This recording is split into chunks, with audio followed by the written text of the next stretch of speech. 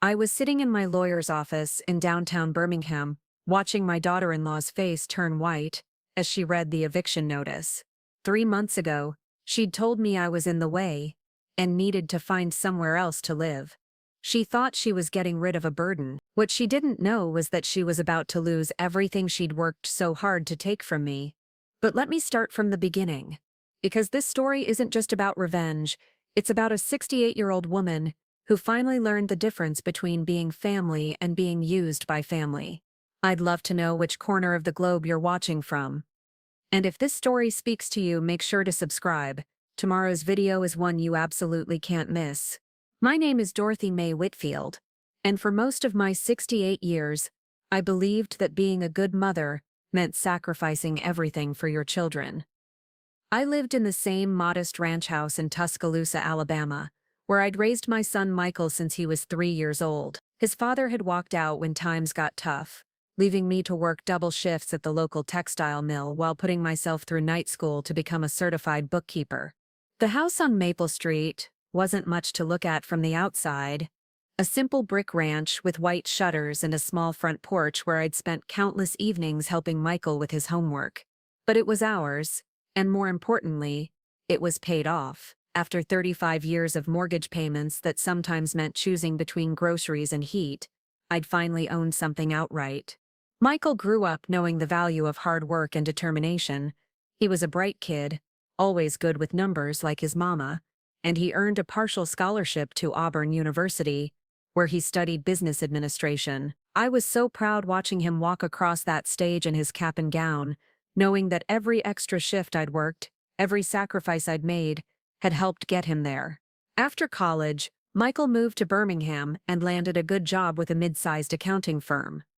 He'd call me every Sunday telling me about his work, his apartment, and eventually about a young woman named Chelsea Monroe, who worked in marketing at a company his firm audited. Chelsea was everything I wasn't: polished, confident, and from what Michael described, quite beautiful. She came from Montgomery, from a family that owned several successful car dealerships across central Alabama. Her father, Richard Monroe, was well known in business circles, and her mother, Patricia, was active in various charity organizations and country club committees. When Michael first brought Chelsea home to meet me in the spring of 2019, I was nervous. I'd spent 3 days cleaning the house until it sparkled, bought new curtains for the living room, and even splurged on a nice roast for Sunday dinner. I wanted to make a good impression on the woman who had captured my son's heart. Chelsea arrived wearing a crisp white sundress and pearls, looking like she'd stepped out of a magazine. She was undeniably beautiful, with long blonde hair and bright green eyes, and she carried herself with the kind of confidence that comes from never having to worry about money. Michael practically glowed as he introduced us, and I could see he was completely smitten. During that first visit, Chelsea was polite but distant.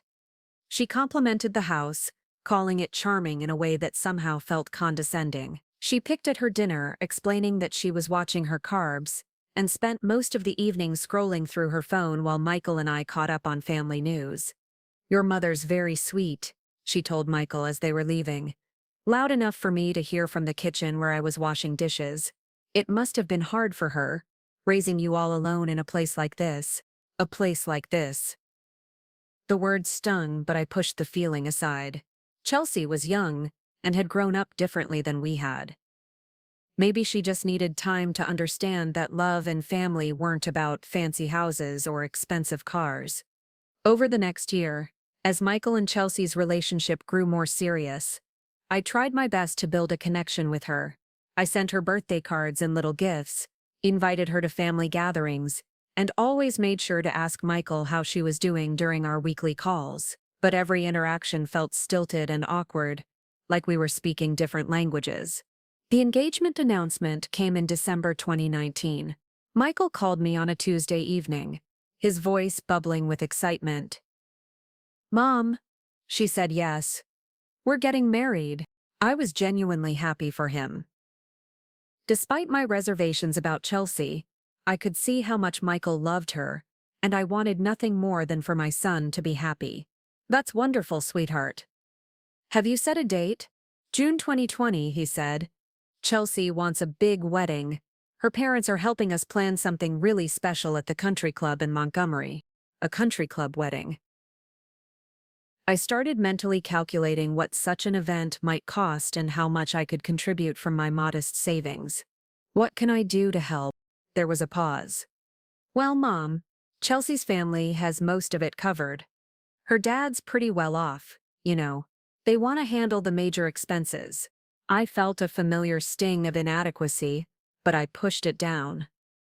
Of course. Just let me know if there's anything I can do. Maybe I could help with the flowers or... Actually, Michael interrupted gently, Chelsea has a wedding planner handling all the details. But we'd love for you to be there, obviously. We'd love for you to be there. As if my presence at my own son's wedding was optional, something to be considered rather than assumed. The wedding planning process was a series of small exclusions that added up to a clear message. I wasn't really part of this family they were creating. I wasn't invited to the bridal shower, which Chelsea explained was just for the wedding party and close family friends. I wasn't asked to go dress shopping, because Chelsea and her mother and sisters had already made it a girls' trip to Atlanta. When I offered to host the rehearsal dinner, Patricia Monroe politely declined, explaining that they'd already booked a private room at the most expensive restaurant in Montgomery. But we'd love for you to join us, of course, she added, making it clear that I was a guest at an event I'd hoped to host. The wedding itself was beautiful, but felt like attending a stranger's celebration. I sat alone in the third row, watching my son marry a woman whose family surrounded the altar while I occupied a single seat among Michael's college friends and co-workers. During the reception, I was seated at a table with elderly relatives from Chelsea's side, who spent the evening discussing people and places I'd never heard of. Chelsea looked radiant in her designer gown, and Michael looked happier than I'd ever seen him. During the father-daughter dance, I watched Richard Monroe spin his daughter around the dance floor, and I felt a deep sadness knowing that there would be no mother-son dance. Michael had mentioned it to Chelsea during the planning, but she'd told him it would throw off the flow of the reception. After the honeymoon in Europe, a 3-week trip that Chelsea's parents had given them as a wedding gift, Michael and Chelsea settled into a beautiful new house in Mountain Brook, one of Birmingham's most affluent suburbs. The house was a wedding gift from the Monroes, a stunning colonial with 4 bedrooms, 3.5 bathrooms, and a gourmet kitchen that was bigger than my entire living room. For the first year of their marriage, I saw them occasionally for Sunday dinners or holiday gatherings, always at their house. Chelsea never suggested coming to Tuscaloosa, and when I mentioned hosting Christmas dinner, she politely declined, saying her family had already made plans at the country club. I began to feel like I was being slowly but systematically removed from my son's life. Phone calls became less frequent and shorter. Holiday visits felt obligatory and rushed. When I suggested weekend trips or family activities, there was always a conflict with Chelsea's family plans or social obligations. The real change began in early 2022, when Chelsea started making comments about my situation. During one Sunday dinner, she mentioned that it seemed lonely for me to be living by myself in such a big house in Tuscaloosa. Wouldn't you be happier somewhere with more people your age? She asked, as if my 66 years made me ancient and incapable of independent living. I'm perfectly happy in my house, I told her. I've lived there for over 40 years. It's my home. Chelsea exchanged a look with Michael. Of course. But Mom, she'd started calling me Mom shortly after the wedding, though it always sounded forced. You're getting older. What if something happens? You're an hour away from any family. Family. As if she considered herself my family while simultaneously working to exclude me from theirs. I have good neighbors, I said, and I'm not that old. 66 isn't exactly 1 foot in the grave. No one's saying it is, Michael interjected quickly. Chelsea's just concerned about you being alone, but I could see what was happening.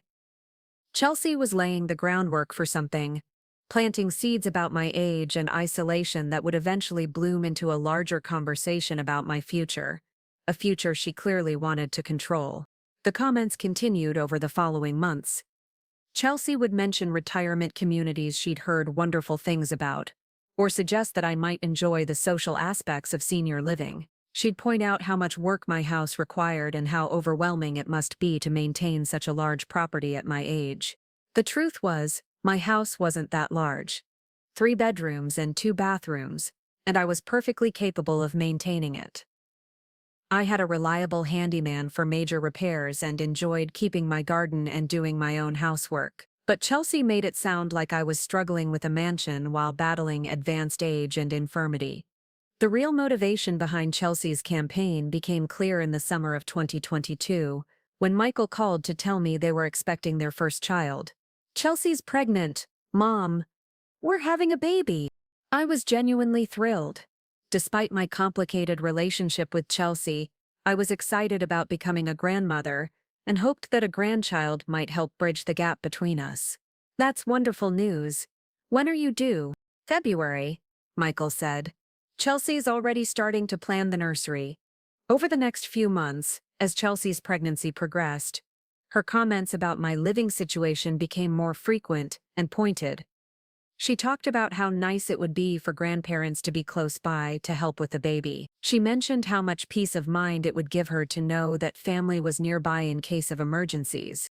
But when I suggested visiting more often once the baby arrived, or offered to help with childcare, Chelsea became vague and non-committal. "Oh, we'll figure all that out later," she'd say. "The baby's not even here yet."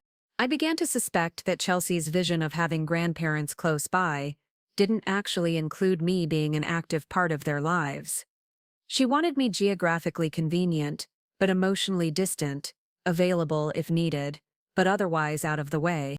A lot of love and effort went into bringing this story to life. If you're enjoying it, we'd be so grateful if you'd subscribe to our channel. Now, back to where we left off. The baby, my granddaughter Emma Kate, was born on February 14th, 2023. She was absolutely perfect, tiny and pink with wisps of blonde hair and Michael's dark eyes. I fell in love with her the moment I held her in the hospital room, feeling a rush of grandmother love that I'd only heard other women describe. "She's beautiful," I whispered, looking down at my granddaughter's perfect little face. "Absolutely beautiful." Chelsea, exhausted from 18 hours of labor, managed a weak smile. "Thanks, Mom. We think so too." For a brief moment, holding my granddaughter while my son beamed with pride and Chelsea recovered from childbirth, I felt like we were actually a family. I imagined Sunday dinners where Emma Kate would grow up knowing her grandmother's stories and recipes. I pictured holidays where 3 generations would gather around my table, creating the kind of warm family memories I'd always dreamed of giving Michael. That feeling lasted exactly 3 days. When I called to check on how everyone was adjusting and to ask when I could visit again, Chelsea's tone was polite but firm. "Actually, Mom, the pediatrician said we should limit visitors for the first few weeks, just immediate family while we get into a routine." Immediate family. I was the baby's grandmother, but apparently that didn't qualify as immediate family in Chelsea's definition. "Of course," I said, trying to hide my disappointment. "Just let me know when it's a good time." But weeks turned into months, and the good time never seemed to arrive. There was always a reason why visiting wasn't convenient. Emma Kate was sleeping better, and they didn't want to disrupt her schedule. Chelsea was dealing with postpartum challenges and needed quiet time. Michael was working longer hours, and weekends were their only family time. When I did get to see Emma Kate, the visits were brief and highly structured.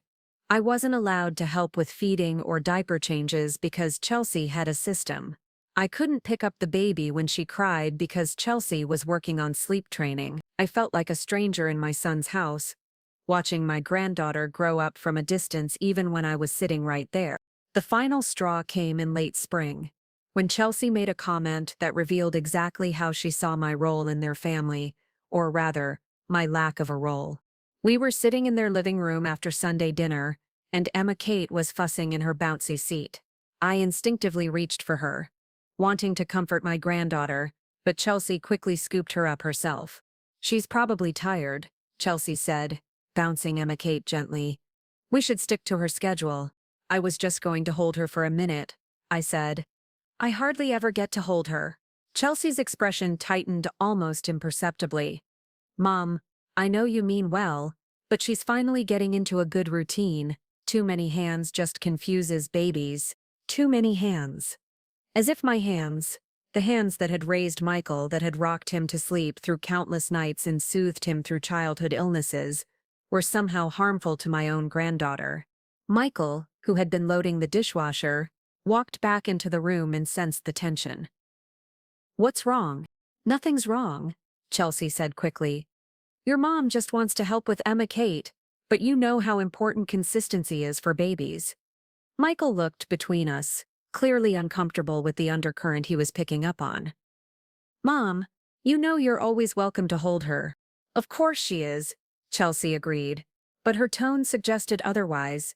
"It's just that we've worked really hard to get her on a schedule, and too much stimulation can set us back days."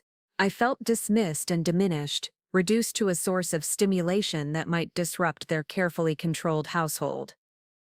"I understand," I said quietly, even though I didn't understand at all how holding my granddaughter for a few minutes could possibly harm anyone. That evening, as I drove the hour back to Tuscaloosa alone, I realized that Chelsea had successfully created exactly the dynamic she wanted. I was close enough to be called upon if needed, but far enough away to be easily excluded from day-to-day life. I was included just enough to avoid open conflict, but excluded enough to know that I wasn't really part of their family unit. What I didn't know was that Chelsea was about to make her intentions much clearer, and much more painful. The conversation that would change everything was still 3 months away, but the groundwork was being laid every time she made me feel like an intruder in my son's life. Every time she reminded me that I was getting older and living alone. Every time she suggested that my independence was actually isolation and my home was actually a burden. Chelsea Monroe Whitfield had been playing a long game, and I was about to discover that I had been the target all along. The turning point came on a sweltering August afternoon when Chelsea called me at home with what she described as exciting news. Her voice carried that particular brightness that I'd learned to associate with announcements I wouldn't actually find exciting. "Mom, I have something wonderful to share with you," she began, and I could hear Emma Kate babbling in the background. "Michael and I have been talking, and we've decided we want you to be more involved in Emma Kate's life." My heart lifted despite my better judgment. After months of feeling shut out, maybe Chelsea was finally ready to include me as a real grandmother. "That sounds wonderful, Chelsea. What did you have in mind?" "Well, we've been thinking about how much Emma Kate could benefit from having her grandmother around more often.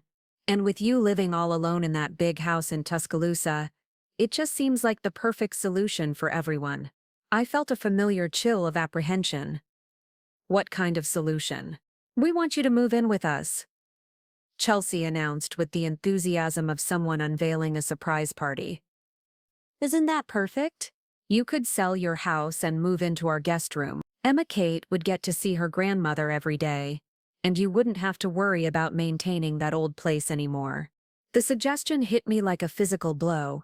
Sell my house, the house where I'd raised Michael, where I'd built my independence, where I'd finally achieved the security of owning something outright, and move into their guest room like some kind of dependent relative who needed to be managed. "Chelsea, that's very generous, but I'm perfectly happy in my own home." "But Mom," she pressed, and I could hear the calculated patience in her voice. "You're 68 years old. That house is way too much for you to handle. The yard work alone must be exhausting. And what if you fall? What if you have a medical emergency? We worry about you all the time." We, as if this concern was shared equally by Michael, when I'd never heard a word of worry from my son about my perfectly normal living situation. "I appreciate your concern, but I'm in excellent health. I have good neighbors and I've been managing that house just fine for 40 years. Chelsea's tone shifted slightly, becoming more insistent. "But wouldn't you rather be part of our daily lives? Think about all the precious moments with Emma Kate you're missing. She's growing so fast, and you're missing so much by being an hour away." There it was. The emotional manipulation I'd been expecting. Use my love for my granddaughter as leverage to get me to give up my independence and move into their controlled environment. I'd love to see Emma Kate more often. I said carefully. But moving in with you isn't the only way to make that happen. I could visit more frequently, or you could bring her to see me sometimes. Mom, be realistic.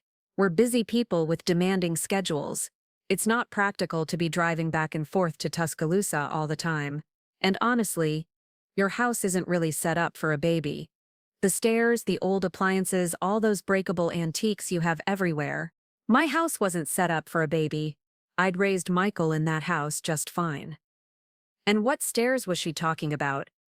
My ranch house was entirely on one level, specifically because I'd wanted something that would work for me as I aged. Chelsea, I think we should talk about this more when Michael gets home. This is a big decision that affects all of us. Actually, this whole thing was Michael's idea, she said, and I could hear the smile in her voice. He's the one who suggested it. He's been worried about you living alone, and when he mentioned it to me, I thought it was brilliant. We could take care of you, and you could help us with Emma Kate. It's perfect. Michael's idea. I found that hard to believe, since Michael had never expressed any concern about my living situation during our weekly phone calls, but I also knew that Chelsea had a talent for making her ideas seem like they came from other people. Well, let me think about it, I said, hoping to end the conversation before it became more pressured. Of course, take all the time you need, but Mom, don't take too long. The real estate market is really good right now, and your house would probably sell quickly. Plus, the sooner we do this, the sooner Emma Kate can start really bonding with her grandmother. After I hung up, I sat in my living room, the living room Chelsea wanted me to abandon, and tried to process what had just happened. Moving in with Michael and Chelsea would mean giving up my independence, my space and my autonomy. I'd become a live-in babysitter and housekeeper, available whenever they needed me, but ultimately dependent on their goodwill for shelter. But even more troubling was the way Chelsea had framed the conversation. She'd made it sound like I was somehow failing Emma Kate by not being available every day, like my desire to maintain my own home was selfish and short-sighted. She'd twisted my perfectly reasonable independence into evidence of isolation and stubbornness. When Michael called later that evening, I decided to test Chelsea's claim that this had been his idea. Son, Chelsea mentioned that you've been worried about me living alone. Is that true? There was a pause. Well, Mom, we just want what's best for you. You're not getting any younger, and that house is a lot of responsibility. It was almost word for word what Chelsea had said, which told me exactly who had initiated this conversation and coached Michael on how to present it. Michael, I need you to be honest with me. Whose idea was it for me to sell my house and move in with you? Another pause, longer this time. Mom, does it matter whose idea it was? We both think it would be good for everyone. It matters to me. I want to know if my son is genuinely concerned about my welfare, or if someone else is putting ideas in his head. Mom, that's not fair. Chelsea cares about you too. She wants you to be part of our family, part of their family, but on their terms, in their space, under their control. Michael, I love you, and I love Emma Kate, but I'm not ready to give up my independence. I'm perfectly capable of living on my own, and I'm happy in my house. But Mom, think about Emma Kate. She needs her grandmother, and we could really use your help with childcare and household stuff. Chelsea's been overwhelmed trying to manage everything. There it was, the real reason. They didn't want me to move in because they were worried about my welfare. They wanted me to move in because they needed free childcare and domestic help, and they'd rather have me give up my home than pay for professional services. Michael, if you need help with childcare, there are professional options. Daycare centers, nannies, family assistance programs. Those cost money, Mom. And they're strangers. Wouldn't you rather take care of your own granddaughter? The emotional manipulation was textbook perfect. Make me feel guilty for not wanting to uproot my life to provide free services, while making it seem like protecting my independence meant I didn't love my granddaughter. Of course I want to be involved in Emma Kate's life, but there are ways to do that without me giving up my home. Mom, I just think you're being stubborn. You're holding on to that old house for sentimental reasons instead of thinking about what's practical. Sentimental reasons. As if 40 years of building a life and achieving financial independence was just nostalgia that I should discard for their convenience. Michael, that house isn't just sentiment. It's my security, it's paid off, it's mine. Moving in with you would make me completely dependent on your generosity. You make it sound like we'd throw you out on the street. Your family, Mom. We'd take care of you. But I'd seen how Chelsea's definition of family worked. I'd experienced her version of taking care of people. It involved a lot of control and very little actual caring. I need to think about this more, I said. It's a big decision. Okay, but don't think too long. The housing market is good right now, and we're excited about having you here. Over the next 2 weeks, the pressure intensified. Chelsea called every few days with new arguments for why I should sell my house. She'd found a real estate agent who could give me a great deal on the sale. She'd measured the guest room and thought it would be perfect for all my furniture. She'd looked into senior-friendly modifications they could make to the house to accommodate my needs. My needs. I was 68, not 98. I didn't need modifications or accommodations. I needed respect for my autonomy and my right to make my own decisions about my living situation. During one particularly manipulative conversation, Chelsea brought up my late husband Robert, who had died 5 years earlier after a brief battle with cancer. Mom, I can't help but think about how much Robert would have wanted you to be close to family. He was always so protective of you. I think he'd be worried about you living alone at your age. Using my deceased husband's memory to manipulate me into giving up my independence was a new low, even for Chelsea. Robert had been protective of me, but he'd also respected my strength and capability. He'd never treated me like I was fragile or incapable, and he certainly wouldn't have wanted me to become dependent on my son's wife for basic shelter. Chelsea, Robert knew I was perfectly capable of taking care of myself. He wouldn't want me to give up my independence unless it was absolutely necessary. But Mom, being close to family isn't giving up independence. It's being smart about your future. What happens when you get older and really do need help? Wouldn't it be better to make this transition now, while you're still healthy, instead of waiting until you have no choice? It was a cleverly constructed argument. Making the reasonable choice, staying in my own home while I was healthy and capable, seems like short-sighted stubbornness. Make dependence seem like wisdom and autonomy seem like denial. But I wasn't buying it. If and when I need that kind of help, I'll deal with it then. Right now, I don't need anyone to take care of me. Chelsea's frustration was starting to show through her careful politeness. Mom, I'm trying to offer you something wonderful here. A chance to be part of your granddaughter's daily life, to not have to worry about house maintenance and yard work and all the burdens of homeownership. Most people would be grateful for this kind of opportunity. Grateful. I should be grateful for the opportunity to give up everything I'd worked for and become a dependent in someone else's house. I appreciate the offer, Chelsea, but my answer is no. I'm staying in my house. The silence on the other end of the line stretched for several seconds.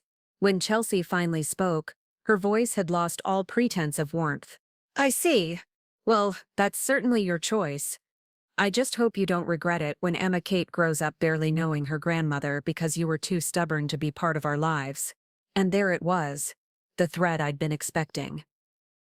Agree to their terms or lose access to my granddaughter. It was emotional blackmail, pure and simple.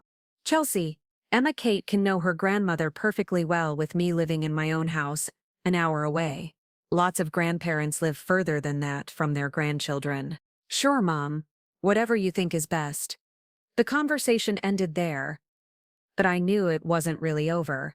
Chelsea had revealed her true feelings, and I doubted she'd simply accept my decision and move on. People like Chelsea didn't give up when they didn't get their way. They escalated. I was right. Over the next month, my relationship with Michael and Chelsea grew noticeably colder. Phone calls became less frequent and more businesslike. When I did talk to Michael, he seemed distracted and impatient. When I asked about visiting Emma Kate, there was always some reason why it wasn't a good time. We're dealing with a sleep regression, Chelsea would say. Or Emma Kate's been fighting a cold and we don't want to risk spreading it. Or, this weekend is really packed with family obligations. Family obligations that apparently didn't include me. In September, I didn't hear from them for 2 weeks straight. When I finally called to check in, Michael sounded distant and slightly annoyed. Sorry, Mom. We've just been really busy. Chelsea's been dealing with some health issues, and work has been crazy. What kind of health issues? Is she okay? Oh, just some postpartum stuff. The doctor says it's normal, but it's been stressful for all of us. Postpartum stuff. Emma Kate was 7 months old. Either Chelsea was dealing with serious medical issues that required genuine support, or this was another manipulation tactic designed to make me feel guilty for not being available to help. Is there anything I can do? I could come up for the weekend and help with Emma Kate while Chelsea rests. Actually, Mom, Chelsea's mother is coming to stay with us for a while. Patricia's taking a leave from her charity work to help out, so we're pretty covered. Patricia Monroe was coming to help, but my offer was declined. The message was clear. They wanted help, but not from me. Not unless I was willing to give up my independence and move in on their terms. Well, let me know if you need anything, I said, trying to keep the hurt out of my voice. Sure, Mom. We'll talk soon. But we didn't talk soon. Another 2 weeks passed without contact. When I called, my calls went to voicemail more often than not. When Michael did answer, he was always in the middle of something and couldn't talk long. I started to realize that I was being systematically frozen out of their lives as punishment for not agreeing to their demands. The loving grandmother relationship I'd hoped to build with Emma Kate was being held hostage to my willingness to surrender my autonomy. By October, I was seeing my granddaughter maybe once a month, and even those visits felt strained and unwelcome. Chelsea would hover whenever I held Emma Kate, monitoring every interaction and cutting visits short with excuses about nap time or feeding schedules. During one particularly painful visit, I watched Chelsea hand Emma Kate to Patricia Monroe, who had indeed moved in to help with the baby, and realized that another grandmother was getting the daily relationship with my granddaughter that should have been available to me. Patricia's been such a blessing, Chelsea gushed as I watched Emma Kate giggle and reach for Patricia's necklace. She really understands babies. And it's so nice having family around to help. Family around to help, but not me, apparently. I was family in name only. Welcomed when convenient and dismissed when I didn't comply with their demands. That night, driving home to my empty house in Tuscaloosa, I finally understood the full scope of what Chelsea was doing. She was systematically isolating me from my son and granddaughter, using my refusal to give up my independence as justification for cutting me out of their lives. But she wasn't just punishing me for saying no to her demands.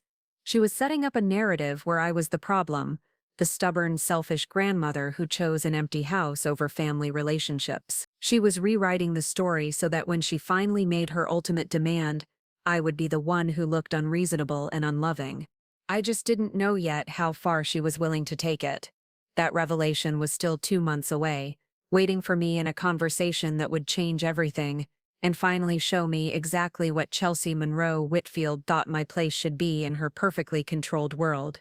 What I did know, sitting in my quiet living room that October evening, was that I was tired of being manipulated and punished for wanting to maintain my dignity. I was tired of having my love for my granddaughter used as a weapon against me, and I was starting to get angry. Dorothy Mae Whitfield had spent 68 years being accommodating and understanding, putting other people's comfort ahead of her own needs. But I was beginning to realize that all my accommodating had just taught people like Chelsea that I could be pushed around indefinitely. That was about to change. The conversation that would shatter my world came on a gray December morning when I was decorating my Christmas tree. I'd spent the previous evening stringing lights and arranging ornaments that held 40 years of memories. Michael's handmade construction paper angels from elementary school, the silver bells Robert and I had bought during our first Christmas as newlyweds, the delicate glass snowflakes I'd collected over the years from various craft fairs. Each ornament represented a piece of my life, a moment of joy or love or hope that I'd carefully preserved and brought out each December.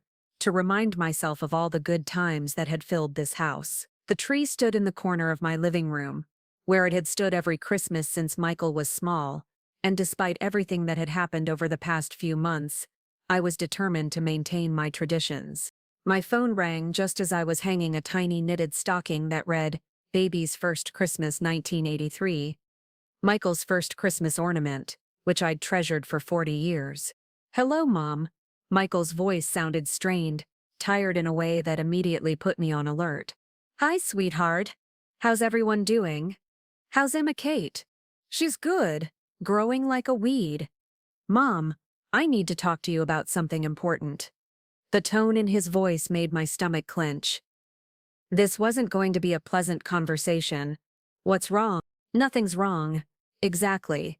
It's just, well, Chelsea and I have been talking a lot about our situation, and we've come to a decision that affects you." "Our situation?"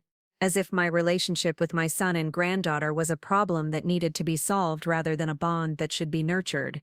"What kind of decision?" Michael took a deep breath. "Mom, we've decided that we need some space. From you. Chelsea feels like you've been undermining her authority as Emma Kate's mother, and the tension is affecting our marriage." The words hit me like a physical blow. Undermining her authority. I barely got to see Emma Kate, and when I did, I followed every rule and restriction Chelsea imposed. How could I possibly be undermining anything? "Michael, what are you talking about?" "I've done everything Chelsea asked. I've respected every boundary she set." "Mom, it's not about what you've done. It's about your attitude. Chelsea feels like you resent her, like you don't respect her decisions about how to raise Emma Kate." My attitude. Now, my internal feelings were grounds for exclusion from my family, even when I'd been careful never to express any criticism or disagreement aloud. "Son, I've never said anything disrespectful to Chelsea about her parenting. I've followed every rule she's made. But Mom, she can tell that you disagree with her. She can see it in your face, hear it in your voice. It makes her uncomfortable in her own home." This was psychological warfare at its finest. Chelsea had managed to convince my son that my unexpressed thoughts were somehow threatening to her, that my mere presence was a form of criticism that justified cutting me out of their lives. "Michael, if Chelsea has a problem with something I've said or done, she should talk to me directly. We're both adults. She has tried to talk to you, Mom. She offered you a solution, moving in with us so we could work through these issues together. But you refused. There it was. The moving in demand reframed as a generous offer that I had ungratefully rejected.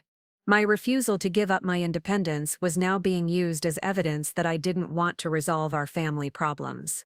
"Michael, moving in with you wouldn't solve anything. It would just make me completely dependent on your goodwill. That's not a family relationship. That's a landlord-tenant situation where I have no rights or protections." "Mom, you're being dramatic. We would never kick you out. Your family." "Am I? Because right now, it sounds like you're about to tell me that this family doesn't have room for me anymore." There was a long silence. When Michael finally spoke, his voice was quiet but firm. "Mom, we've decided that we need a break from visits for a while. Chelsea needs time to feel secure in her role as Emma Kate's mother without feeling judged or criticized. A break from visits.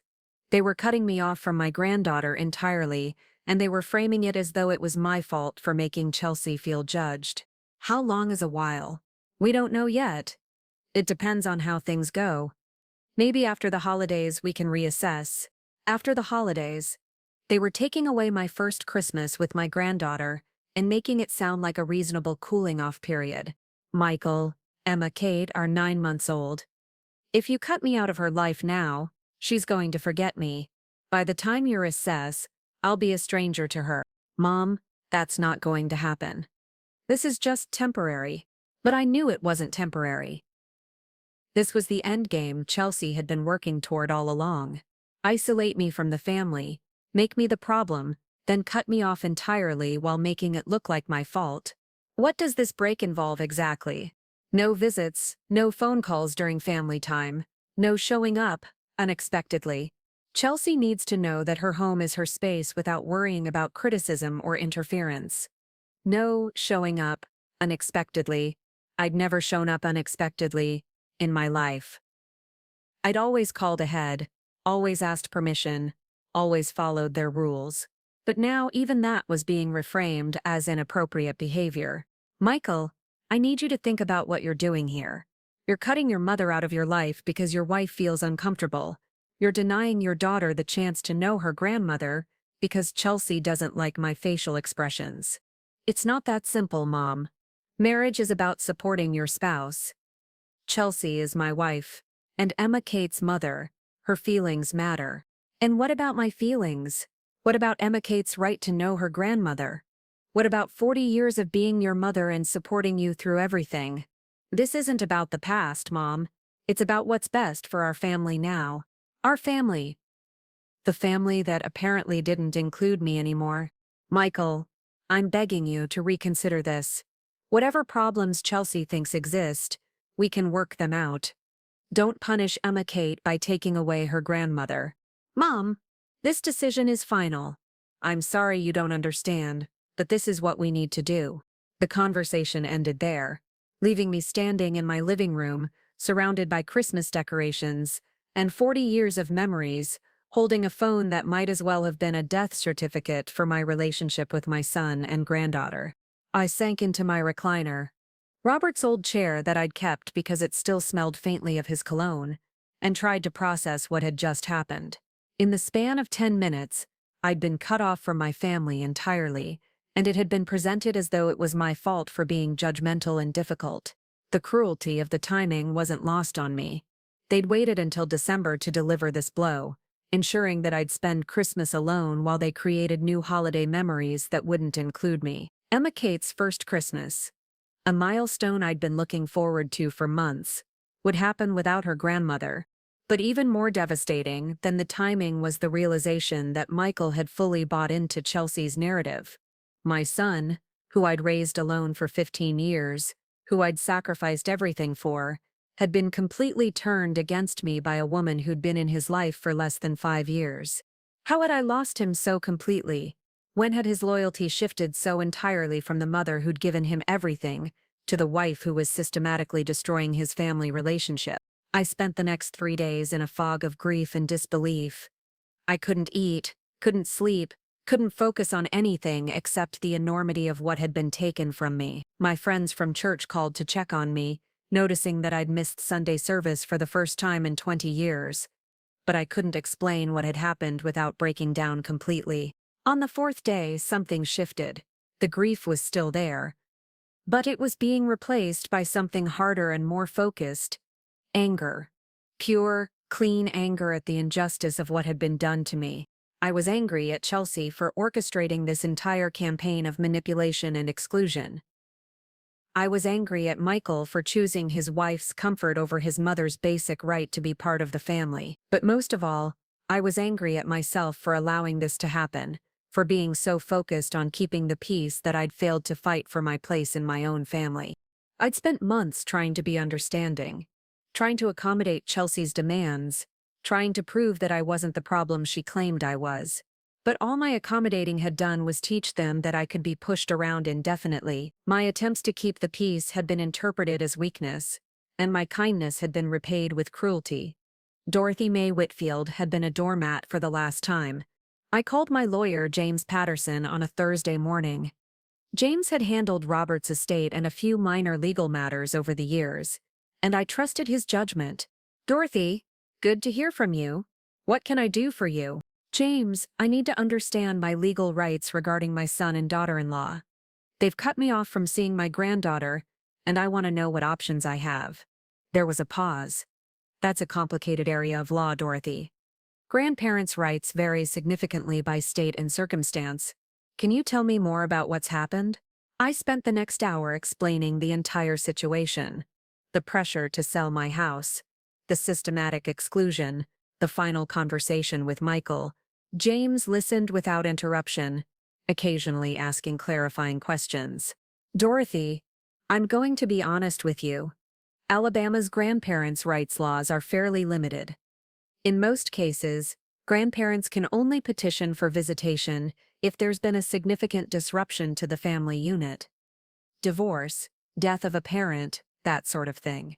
An intact family has broad discretion about who they allow access to their children. My heart sank. So I have no legal recourse? I didn't say that. There are some circumstances where grandparents can petition for visitation even in intact families, particularly if they can demonstrate that they had a significant relationship with the child that was suddenly terminated without just cause. But Dorothy, I have to ask, is this really the route you want to go? Legal battles with family members tend to make bad situations worse. Was it the route I wanted to go? A month ago, I would have said absolutely not. The idea of taking my son to court would have been unthinkable. But a month ago, I'd still believed that family relationships were based on love and mutual respect rather than power and control. I don't know yet, James. I'm still processing everything, but I want to understand all my options. Fair enough. Let me do some research on recent Alabama case law regarding grandparents' rights. I'll also look into whether there might be other legal issues at play here. Elder abuse statutes. That sort of thing. Elder abuse. The term stung, but it also felt accurate. What Chelsea and Michael were doing, systematically isolating me from my family, using emotional manipulation to try to force me to give up my independence, wasn't that a form of abuse? Yes, please look into that. And James, I want you to know that I'm not necessarily planning to sue anyone. I just want to understand what my rights are. Understood. I'll get back to you within a week. That evening, I did something I hadn't done in years. I called my sister Margaret in Mobile. Margaret was 5 years younger than me and had always been the tough one in our family. She'd never married, had built a successful career as a nurse practitioner, and had a low tolerance for people who mistreated the people she loved. Dorothy, is everything okay? You sound terrible. I told her everything. Margaret listened with the same fierce attention she'd given to medical emergencies during her 40-year nursing career, occasionally interrupting with sharp questions that cut straight to the heart of the matter. So let me get this straight, she said when I'd finished. This little princess from Montgomery has convinced your son to cut you out of your granddaughter's life because she doesn't like your facial expressions. That's essentially what it amounts to. Yes. And they tried to get you to sell your house and move in with them as their live-in servant. They didn't put it that way, but yes. Dorothy, honey, I love you dearly, but you've been played by an expert. This Chelsea woman has been running a campaign against you from day one, and you've been so busy trying to be nice that you didn't see it coming. Margaret was right, and hearing her say it out loud was both painful and liberating. I had been played, manipulated by someone who was far more skilled at psychological warfare than I'd ever imagined possible. The question is, Margaret continued, what are you going to do about it? I don't know. I'm talking to a lawyer about grandparents' rights, but he says my legal options are limited. Forget the lawyer for a minute. I'm not talking about legal options. I'm talking about fighting back. This woman has declared war on you, Dorothy. She's systematically destroyed your relationship with your son and granddaughter. Are you going to let her win? Fighting back. The concept was foreign to me. I'd spent my entire life avoiding conflict, trying to smooth over problems rather than confront them directly. The idea of actively fighting back against Chelsea felt both terrifying and thrilling. What would fighting back even look like? I don't know yet, but we're going to figure it out. Dorothy, you raised that boy by yourself. You worked 2 jobs to put him through college. You've been a good mother and a good grandmother, and nobody has the right to take that away from you. For the first time in days, I felt a spark of hope. Not hoping that everything would go back to the way it was, I was beginning to understand that some bridges couldn't be rebuilt once they'd been burned, but I hoped that I might be able to reclaim some dignity, some power, some control over my own story. Margaret, what if I'm wrong? What if I really have been difficult and judgmental and this is all my fault? Dorothy May Whitfield, you listen to me. I've known you for 68 years. You're the most accommodating person I've ever met. You've spent your entire life putting other people's needs ahead of your own, The idea that you're suddenly some kind of difficult judgmental harpy is ridiculous. But Michael seems to believe it. Michael believes what his wife has told him to believe. Men are idiots when it comes to manipulation, Dorothy. They think if their wife is upset, it must be someone else's fault. He doesn't see that Chelsea has been systematically programming him to turn against you. That evening, I sat in my living room looking at my Christmas tree and thinking about everything Margaret had said.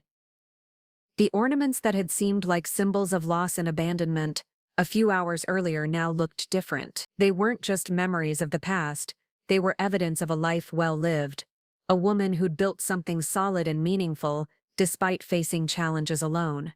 The house around me, which Chelsea had tried to make me see as a burden and an embarrassment, suddenly felt like what it actually was: proof of my strength, my independence, my ability to create security for myself and my family.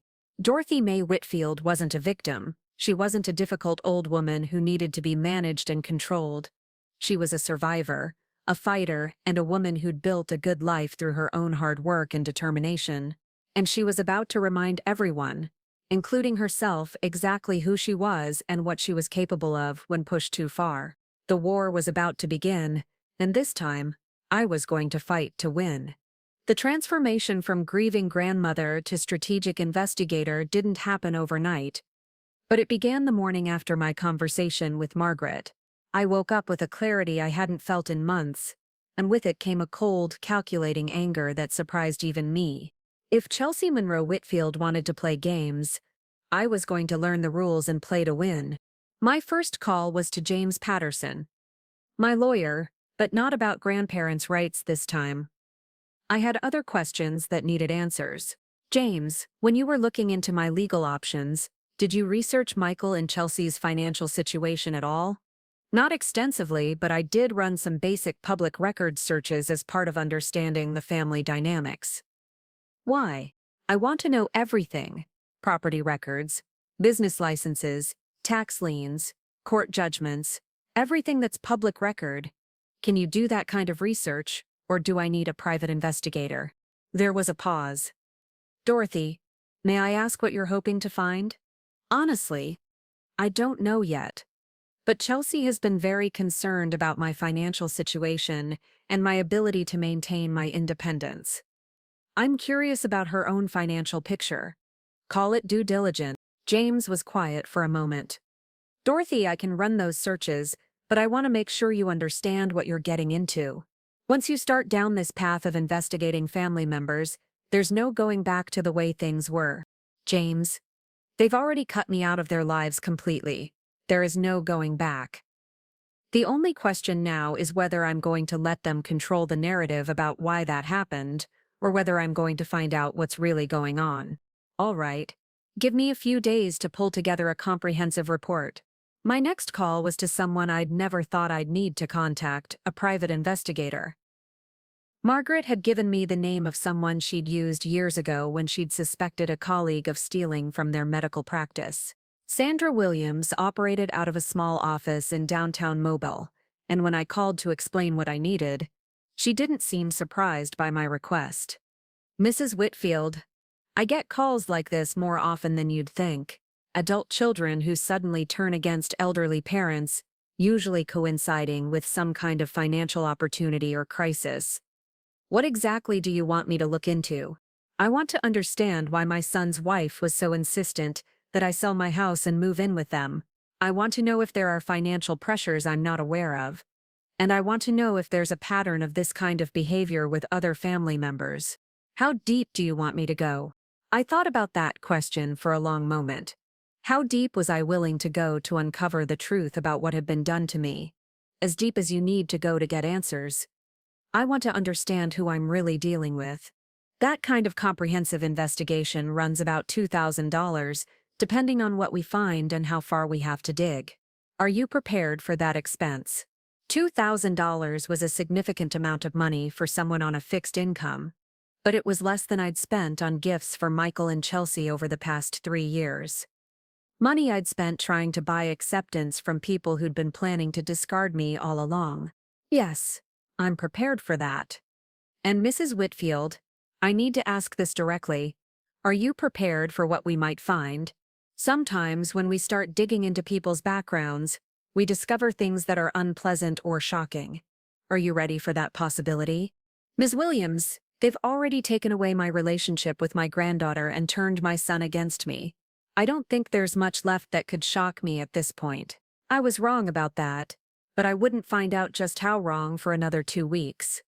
While I waited for the professional investigators to do their work, I began conducting my own research. I'd always been good with computers, a skill I'd developed during my years as a bookkeeper, and I discovered that social media could be an incredibly revealing window into people's lives. Chelsea's Instagram account was set to public, apparently because she considered herself something of a lifestyle influencer.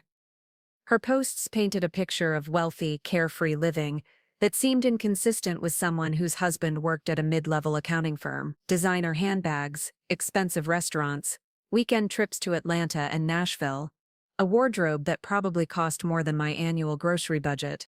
But it was the captions that really caught my attention. Chelsea had a habit of humble bragging about their lifestyle while simultaneously complaining about financial pressures. Posts about expensive purchases were followed by comments about how blessed they were but how hard they were working to build their future. One post from October showed Chelsea holding Emma Kate in what was clearly a very expensive baby outfit, with the caption, "My little princess deserves only the best.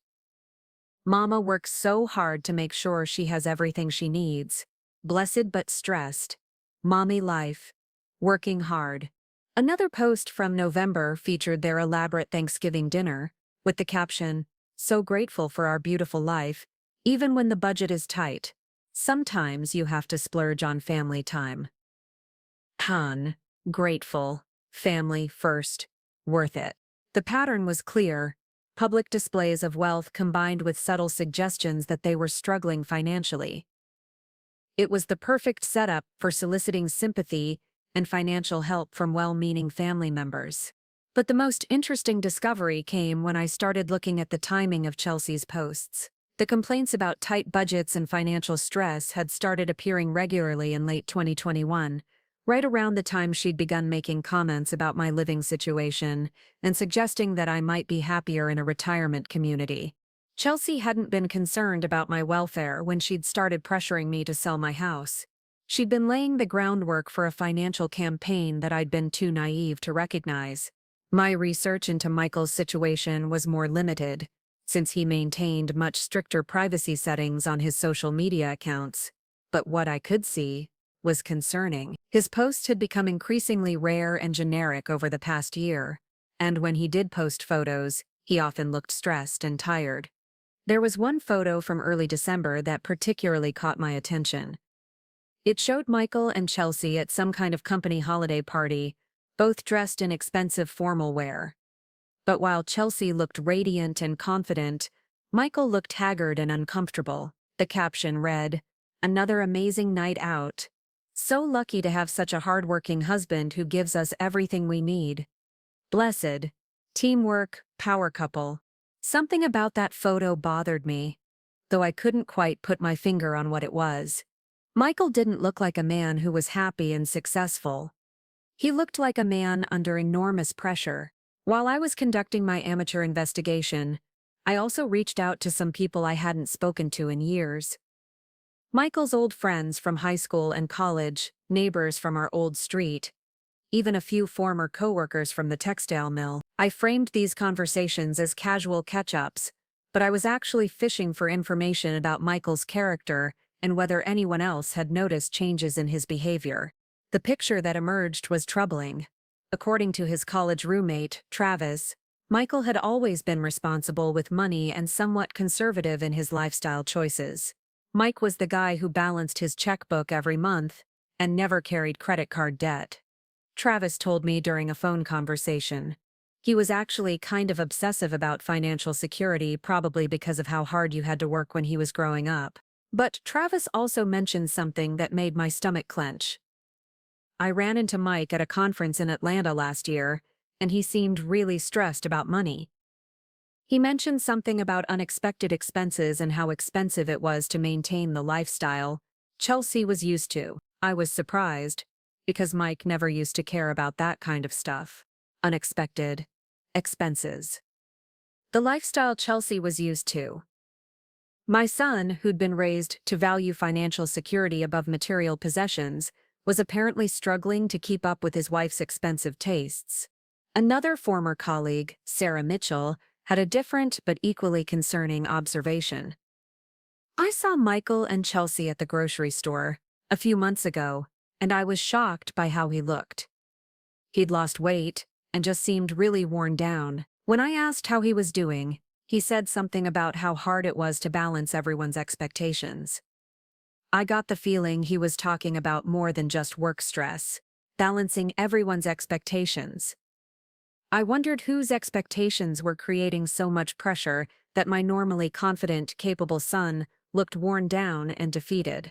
The most revealing conversation came from an unexpected source, Janet Morrison, Chelsea's former supervisor at the marketing company where she'd worked before Emma Kate was born. I'd found Janet's name through some creative LinkedIn searching and called her under the pretense of verifying employment for a reference check.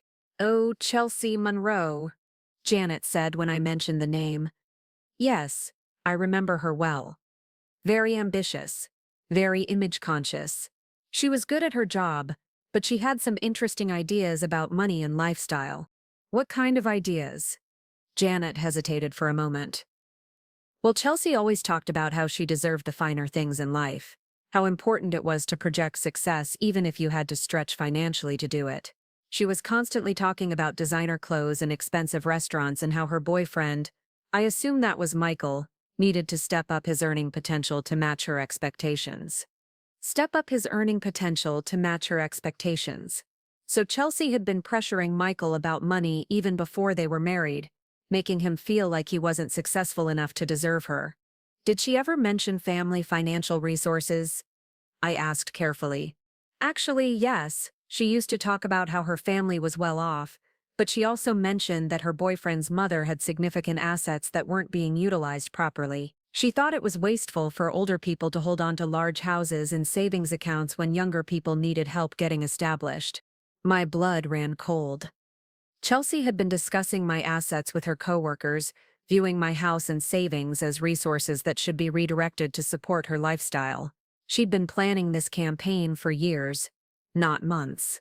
She said the boyfriend's mother lived alone in a big house that was paid off, and that it would make more sense for her to sell it and help them with a down payment or move in and help with childcare costs. She seemed to think the older generation had an obligation to support their children's lifestyle choices. An obligation to support their children's lifestyle choices. Chelsea had literally been planning to take my house and my independence to fund her expensive tastes, and she'd convinced herself that I owed it to them.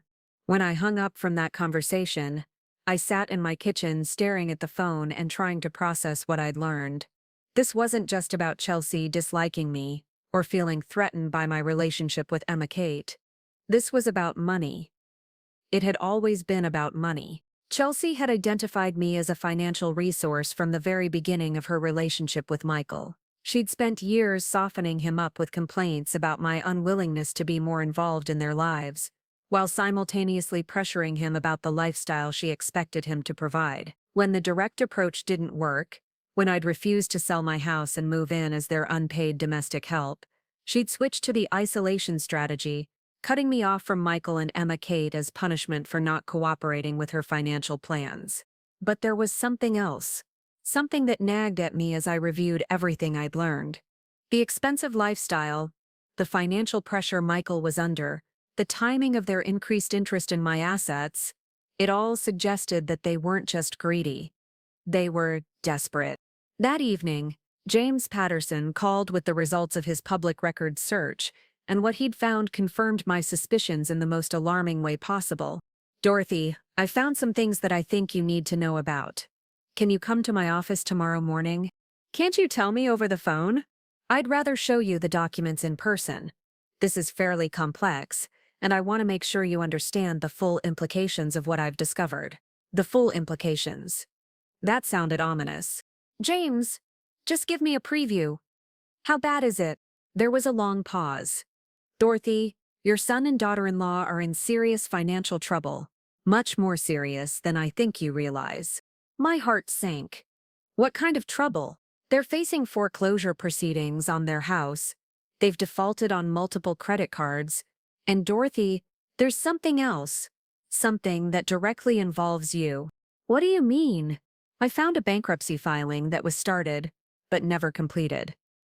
In the asset disclosure section, they listed your house as a family asset that could be made available to creditors. I felt the world tilt sideways. They what? Dorothy, I think you need to understand that this isn't just about hurt feelings or family dynamics. I think they were planned to use your assets to solve their financial problems, and when you didn't cooperate, they needed to find another way out of their situation. Another way out. The phrase echoed in my mind as I tried to process what James was telling me. My son and daughter-in-law weren't just greedy or controlling, they were drowning financially and they'd been counting on my house to save them. James! How is it even legal for them to list my house as their asset? They don't own it. It's not legal, and that's probably why they withdrew the bankruptcy filing. But Dorothy, the fact that they tried suggests a level of desperation that goes beyond normal financial problems. People don't list assets they don't own unless they're either completely ignorant of the law or completely desperate. Completely desperate. That explained the escalation, the pressure tactics, the ultimate decision to cut me off entirely when I wouldn't cooperate. They weren't just disappointed that I wouldn't help them, they were panicked because their financial survival depended on getting access to my assets. How much do they owe? Based on what I can see in public records, at least $180,000 in unsecured debt, plus they're 3 months behind on their mortgage. The house could go into foreclosure within the next 60 days if they don't catch up on payments. $180,000. No wonder Chelsea had been so desperate to get me to sell my house and move in with them. My house was worth at least $320,000 in the current market. Selling it would have solved all their financial problems and left them with a substantial cushion. But more than that, it explained Michael's haggard appearance in recent photos, his stress about balancing everyone's expectations, his willingness to turn against his own mother. He wasn't just being manipulated by Chelsea, he was drowning in debt and saw cutting me off as the price he had to pay to keep his marriage together and avoid financial ruin. James, what happens if they lose the house? They'll probably have to declare bankruptcy, and their credit will be destroyed for years. But Dorothy, there's something else you need to consider. People in this kind of financial distress sometimes make very poor decisions. If they're facing foreclosure and bankruptcy, they might be willing to try more extreme measures to access money they think they're entitled to. More extreme measures. What are you suggesting? I'm suggesting that you need to be very careful about protecting your assets and your personal safety. People who are desperate and facing financial ruin don't always think clearly about the consequences of their actions. That night, I lay awake thinking about everything I'd learned. The systematic campaign to isolate me from my family hadn't been about personality conflicts or parenting disagreements. It had been about money from the very beginning. Chelsea had identified my house as the solution to their financial problems, and when I wouldn't cooperate willingly, she'd tried to manipulate me into compliance. When that didn't work, she'd punished me by taking away the thing I valued most, my relationship with Michael and Emma Kate. But even that wasn't just cruelty for its own sake. It was a strategy. She was demonstrating the price of non-cooperation, while keeping the door open for me to change my mind and give them what they wanted. But there was something else, something that chilled me even more than the financial manipulation. If Michael and Chelsea were facing foreclosure and bankruptcy, if they were truly desperate, what would they be willing to do to get access to my assets? I thought about all the comments Chelsea had made about my age, my isolation, my ability to live independently. I thought about her suggestions that I might be happier in assisted living, that maintaining my house was too much responsibility for someone my age. What if the isolation campaign wasn't just about punishment? What if it was about setting up a narrative where I appeared to be a confused, isolated elderly woman who needed someone to make decisions for her? The more I thought about it, the more convinced I became that Chelsea's ultimate plan wasn't just to manipulate me into giving up my assets willingly, Her ultimate plan was to have me declared incompetent so they could take legal control of my finances. It was a terrifying thought, but it made perfect sense. Isolate me from family and friends, create a pattern of concern about my mental state and living situation, then petition the court for guardianship when I inevitably struggled with the isolation and depression they'd created.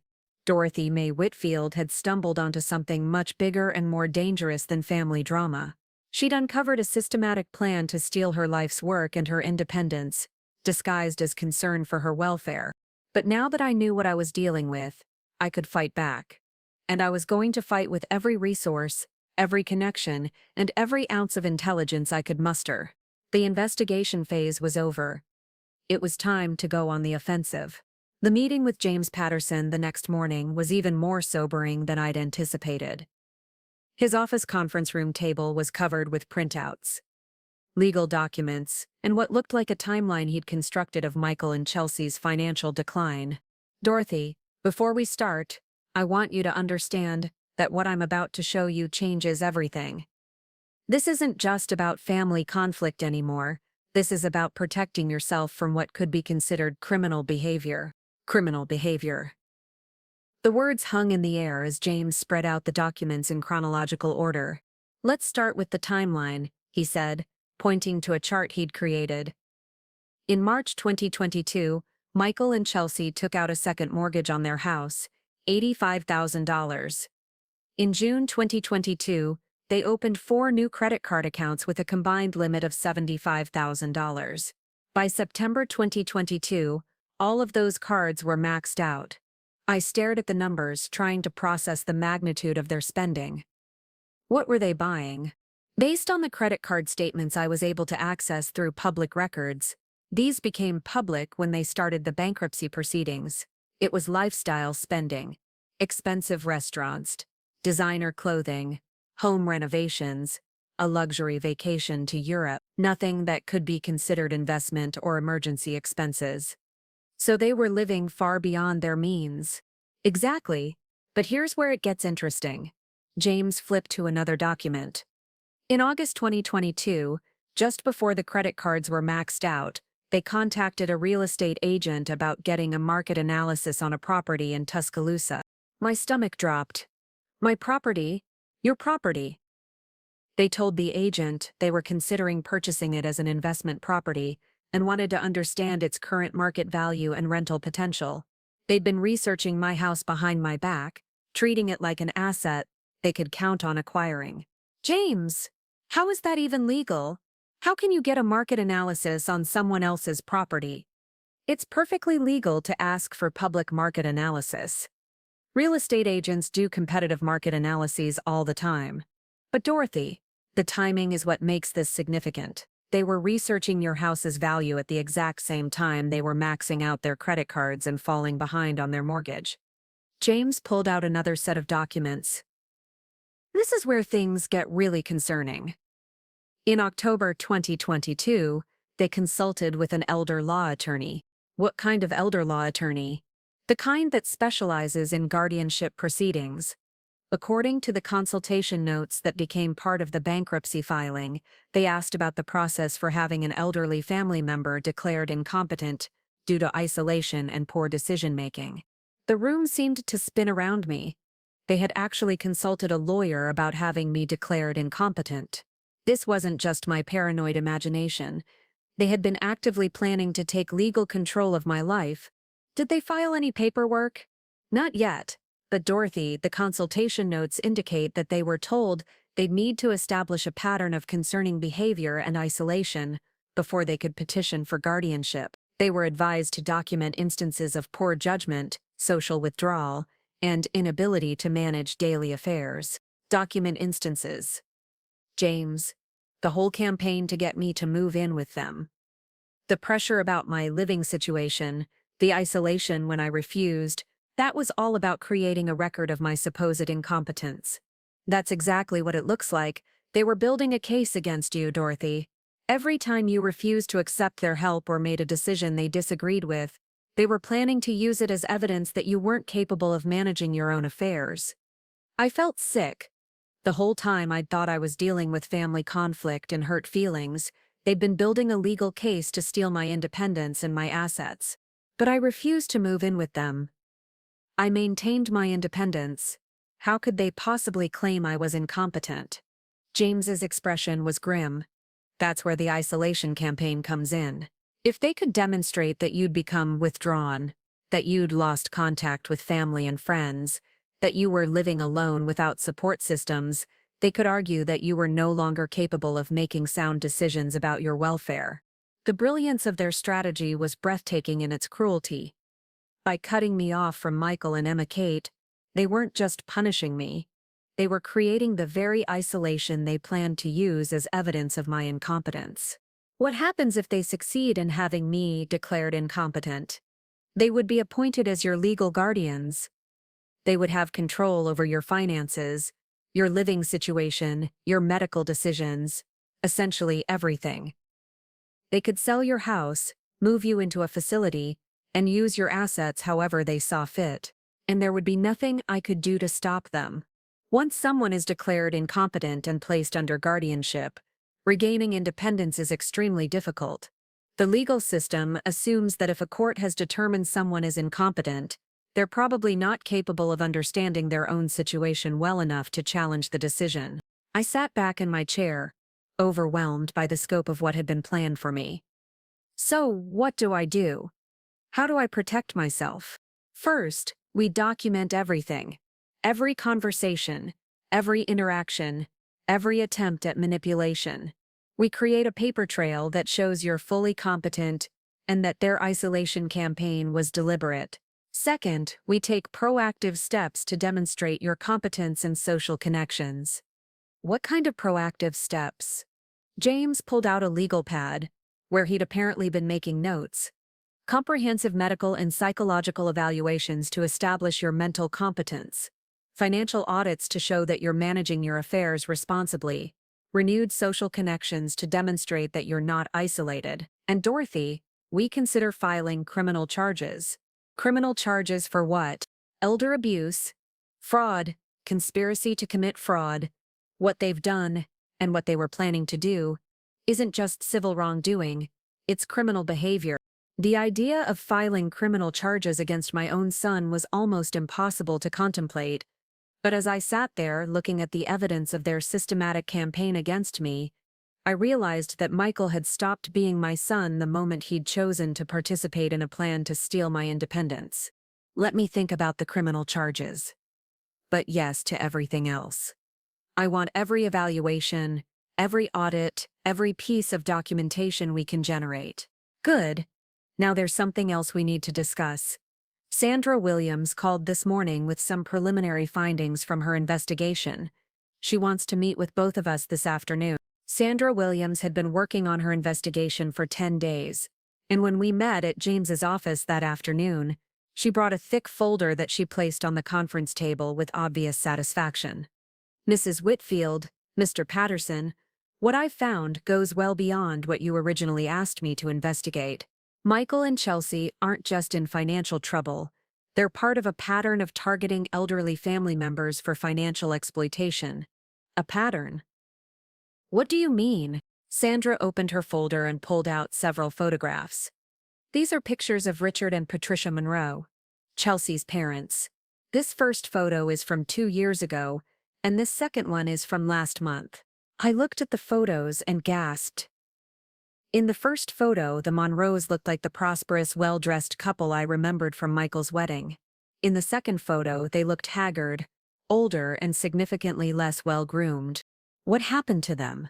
They've been financially devastated. Their car dealerships have been sold, their house has been foreclosed on, and they're currently living in a small apartment in Montgomery. According to my sources, they lost everything supporting Chelsea and Michael's lifestyle. I stared at the photos, trying to process what Sandra was telling me. Chelsea's parents lost their businesses supporting her spending. It's worse than that. Chelsea convinced them to co-sign loans, to take out second mortgages, to liquidate retirement accounts, all to support what she told them were temporary cash flow problems. When the money ran out, she cut them off completely. They haven't seen Emma Kate in over 6 months. The pattern was becoming clear, and it was more horrifying than I'd imagined. Chelsea wasn't just targeting me, she was systematically destroying elderly family members to fund her lifestyle. There's more, Sandra continued. I found evidence that this isn't Chelsea's first marriage. She was married briefly in her early 20s to a man named David Harrison, whose elderly grandmother owned significant property in Huntsville. What happened to my grandmother? She died in a suspicious fall, just 6 months after David and Chelsea's marriage. She'd changed her will shortly before her death to leave everything to David, and Chelsea inherited when David died in a car accident 2 years later. My blood ran cold. Are you suggesting that Chelsea was involved in their deaths? I'm not suggesting anything definitive, but I am saying that there's a pattern of elderly family members dying or being financially ruined shortly after Chelsea enters their lives. The insurance companies investigated both deaths, but couldn't prove anything criminal. James leaned forward. Sandra, do you have documentation of all this? Complete documentation, insurance investigation reports, financial records, testimony from David Harrison's family members who suspected Chelsea of manipulating the situation. It's all here. I felt like I was learning about a complete stranger, not the woman my son had married. How many elderly people has she targeted? That can I prove? At least 4, including her own parents and David Harrison's grandmother. But Mrs. Whitfield, I think you need to understand something important. Chelsea Monroe Whitfield is not just greedy or manipulative. She's a predator who specifically targets vulnerable elderly people for financial exploitation. A predator. The word sent chills down my spine. And Michael knows about this. Based on the timeline and the financial records, Michael has been aware of at least some of this. He was involved in the bankruptcy filing that listed your house as an asset. He participated in the elder law consultation about having you declared incompetent. Whether he understands the full scope of what he's married to is unclear, but he's definitely complicit in the plan to exploit you. Sandra pulled out another document. There's something else. I found evidence that Chelsea has been researching other potential targets. She's been gathering information about elderly residents in your neighborhood, people she's met through church and community activities, anyone who might have significant assets and limited family support. She's planning to do this to other people. It appears so. Predators like Chelsea don't usually stop with one victim. They refine their methods and move on to the next target. I sat there absorbing everything Sandra had told me, feeling a mixture of horror, rage, and determination. Chelsea wasn't just someone who'd manipulated my son and tried to steal my independence. She was a serial predator who had destroyed multiple families and was planning to destroy more. What's our next step? I asked. James and Sandra exchanged a look. Dorothy, James said carefully, we think you need to consider going to the police. What we've uncovered isn't just a civil matter anymore. This is evidence of an ongoing criminal enterprise. But what about Emma Kate? If Chelsea and Michael are arrested, what happens to my granddaughter? That's something we'll have to work through with Child Protective Services, Sandra said. But Dorothy, if you don't stop Chelsea now, Emma Kate is just going to be raised by a predator who teaches her that elderly people are targets to be exploited. Is that the childhood you want for your granddaughter? She was right. Protecting Emma Kate meant stopping Chelsea, even if it meant short-term disruption to my granddaughter's life. All right, I said. Let's go to the police. But I want to do this strategically. I want to make sure we have everything documented and that we're protected before we make any moves. Agreed, James said. We'll spend the next week getting all the documentation organized and preparing a comprehensive report. But Dorothy, there's one more thing we need to discuss. What's that? Your safety. If Chelsea realizes that you're investigating her, if she understands that you know about her pattern of targeting elderly people, she might decide that you're too dangerous to leave alone. The implication was clear. You think she might try to harm me? I think she might try to accelerate her timeline for having you declared incompetent, or she might try more direct methods of accessing your assets. Dorothy, until we get this resolved through legal channels, you need to be very careful about your personal safety and your financial security. That evening, I sat in my living room surrounded by the evidence of what had been planned for me, and I made a decision that would have been unthinkable just a week earlier. I was going to war with my son's wife, and I was going to win. But more than that, I was going to make sure that Chelsea Monroe Whitfield never had the opportunity to destroy another family the way she'd destroyed her own parents and tried to destroy me. Dorothy Mae Whitfield wasn't just fighting for her own independence anymore. She was fighting to stop a predator who had been hiding behind the facade of family concern, while systematically destroying the elderly people who should have been able to trust her. The counterattack was about to begin, and this time, I had the law on my side. The week that followed was the most intense of my life. While James Patterson worked with law enforcement to prepare our case, I transformed myself into someone Chelsea Monroe Whitfield had never expected to face, a strategic opponent who understood exactly what she was and how she operated. Detective Maria Santos from the Birmingham Police Department's Financial Crimes Unit took our case seriously from the moment she saw Sandra Williams' documentation. A 15-year veteran who specialized in elder abuse cases, Detective Santos had seen predators like Chelsea before. Mrs. Whitfield, what you've uncovered is exactly the kind of systematic exploitation we've been trying to prosecute for years, she told me during our first meeting. The problem is that these predators are usually very careful about staying just within legal boundaries until they're ready to make their final move. What would that final move look like? In your case, it would probably be an emergency guardianship petition.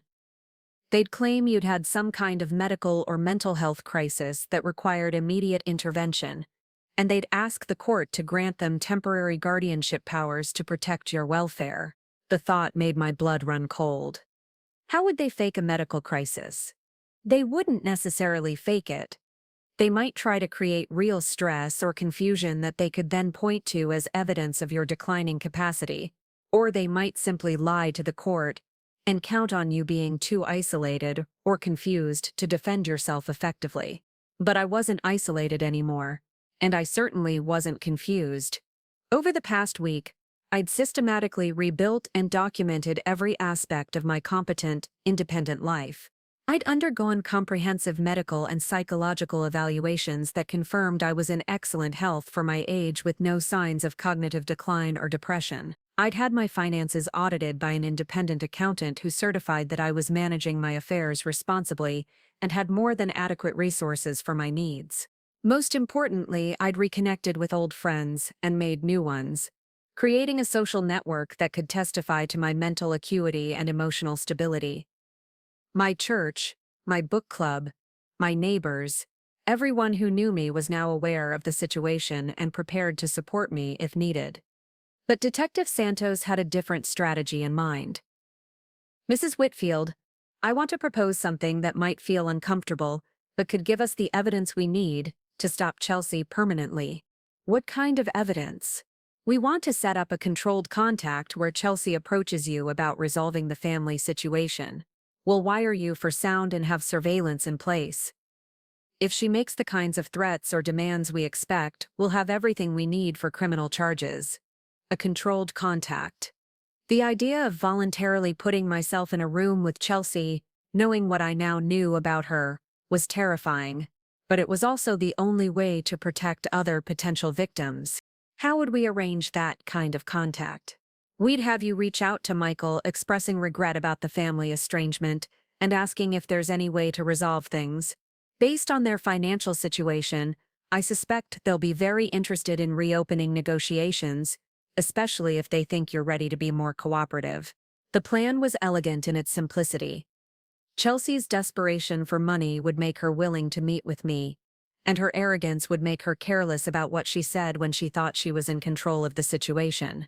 What if she suspects it's a trap? Then we'll have learned something valuable about how sophisticated she is.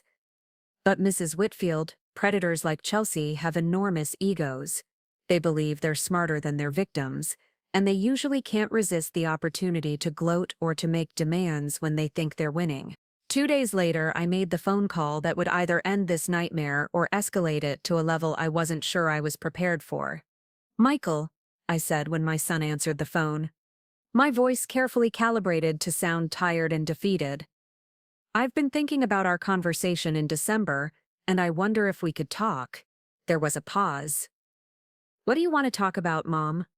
I miss Emma Kate terribly, and I miss you too.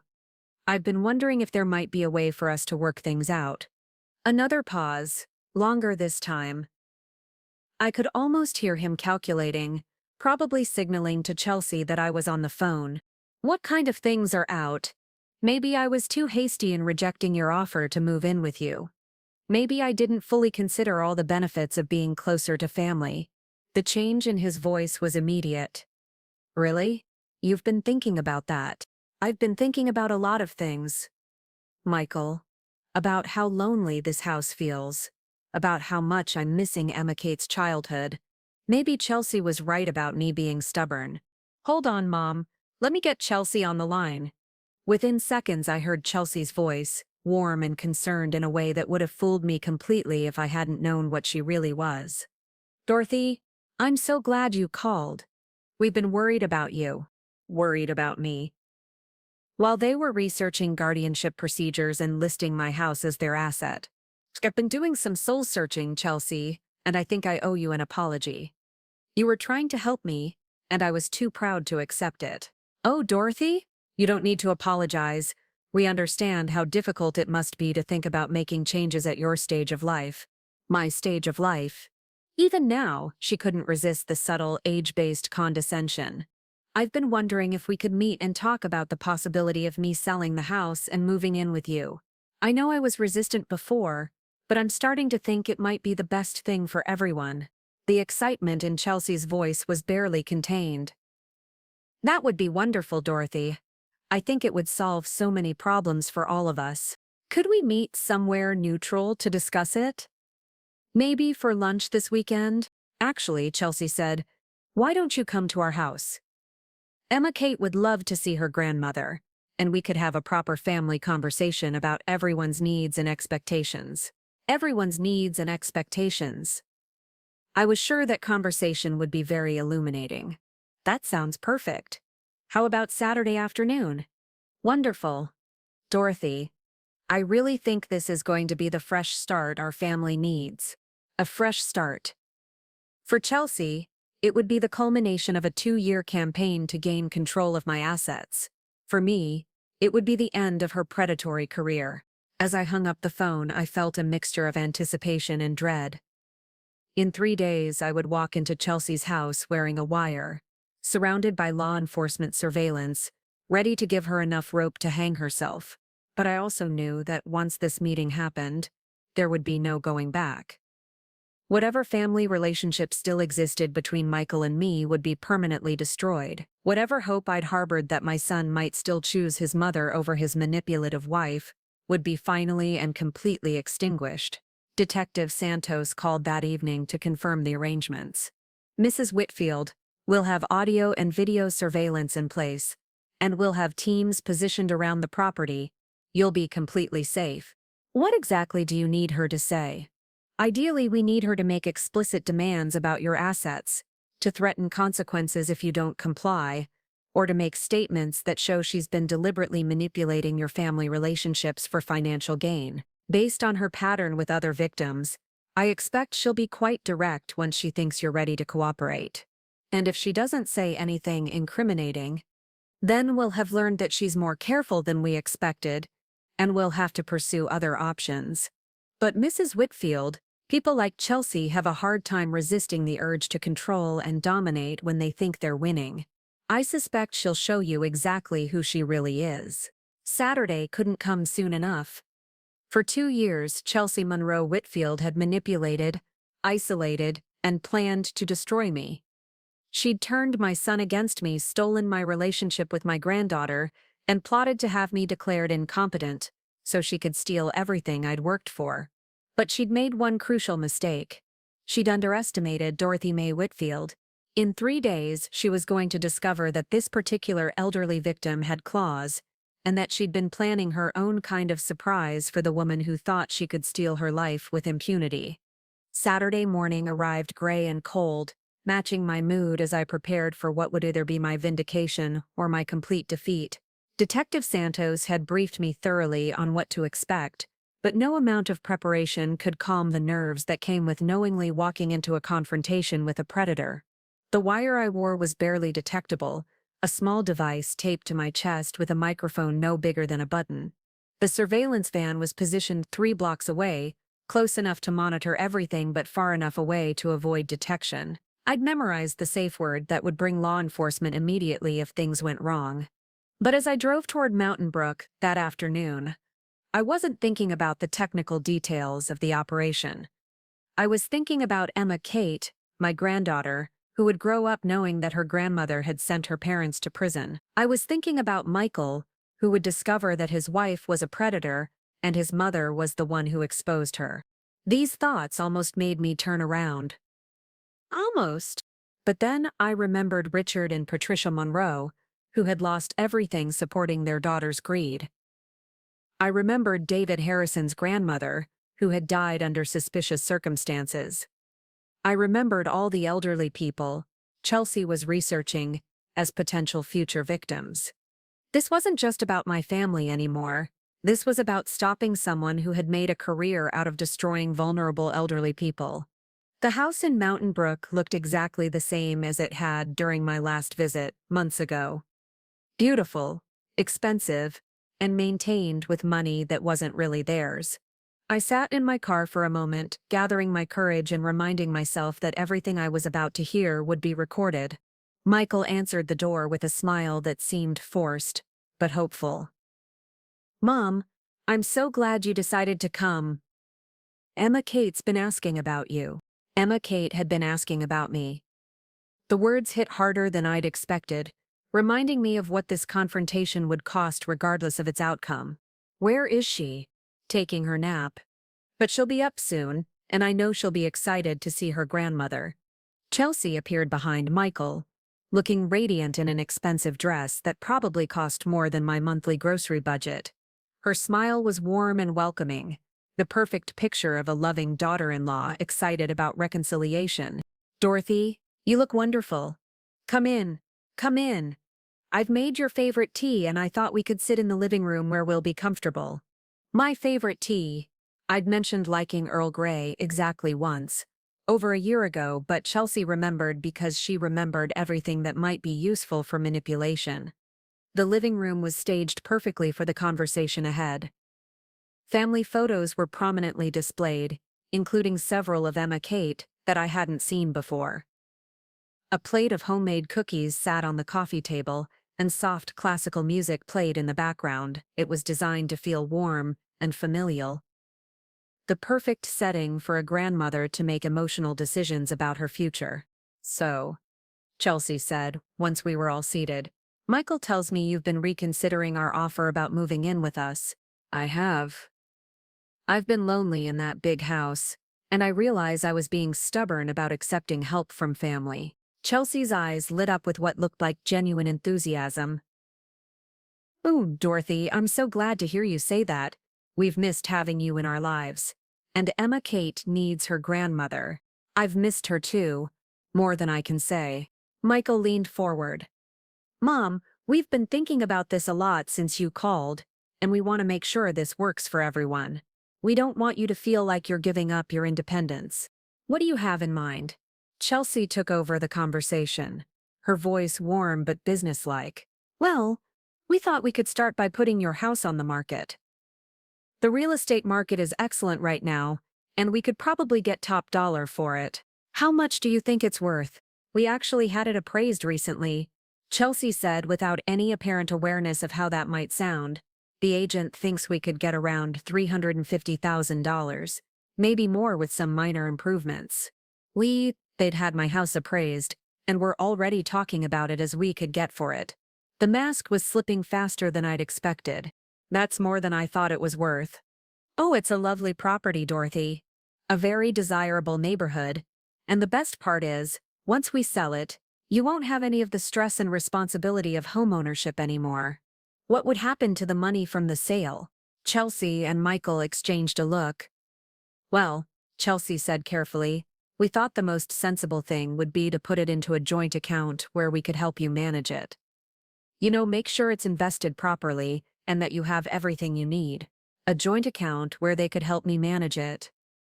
Translation: an account they would control completely while giving me an allowance from my own money. That's very thoughtful of you to want to help with that. We just want to make sure you're taken care of, Mom, Michael said. Money management can be complicated, especially as we get older. As we get older, I was 68, not 98, but they were already talking about me as if I were in cognitive decline. I appreciate that, Michael. What about living arrangements? I know you mentioned the guest room before. Chelsea's smile became even brighter. Oh, we've thought about that too. The guest room would be perfect for you, and we've already talked about some modifications we could make to help you feel more at home. What kind of modifications? Well, we thought we might install some safety features, grab bars in the bathroom, better lighting, maybe a medical alert system so we'd know immediately if you needed help. Safety features and medical alert systems. They were already planning to treat me like an invalid who couldn't be trusted to live independently. That sounds very thorough. We want you to feel secure, Dorothy, Chelsea said, and we want to make sure we can take proper care of you as you continue to age. Continue to age, as if aging were a disease that required management rather than a natural process that most people navigated just fine. What about my things? I have 40 years of furniture and belongings in that house. Chelsea's expression became sympathetic, but firm.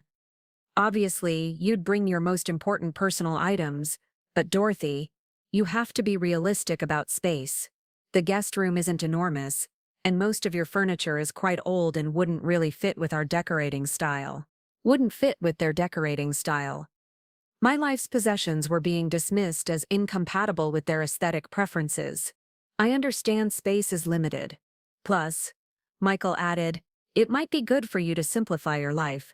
Less stuff to worry about, less responsibility. Less responsibility. They wanted to reduce me to someone who owned nothing, controlled nothing, and was responsible for nothing except being grateful for their management of my life. Emma Kate's cry from upstairs interrupted the conversation, and Michael went to get her. When he returned with my granddaughter, I felt my heart break a little more. She was beautiful, growing so fast, and I'd missed months of her development because of their manipulation. Look who's here, Emma Kate, Michael said. It's Grandma Dorothy.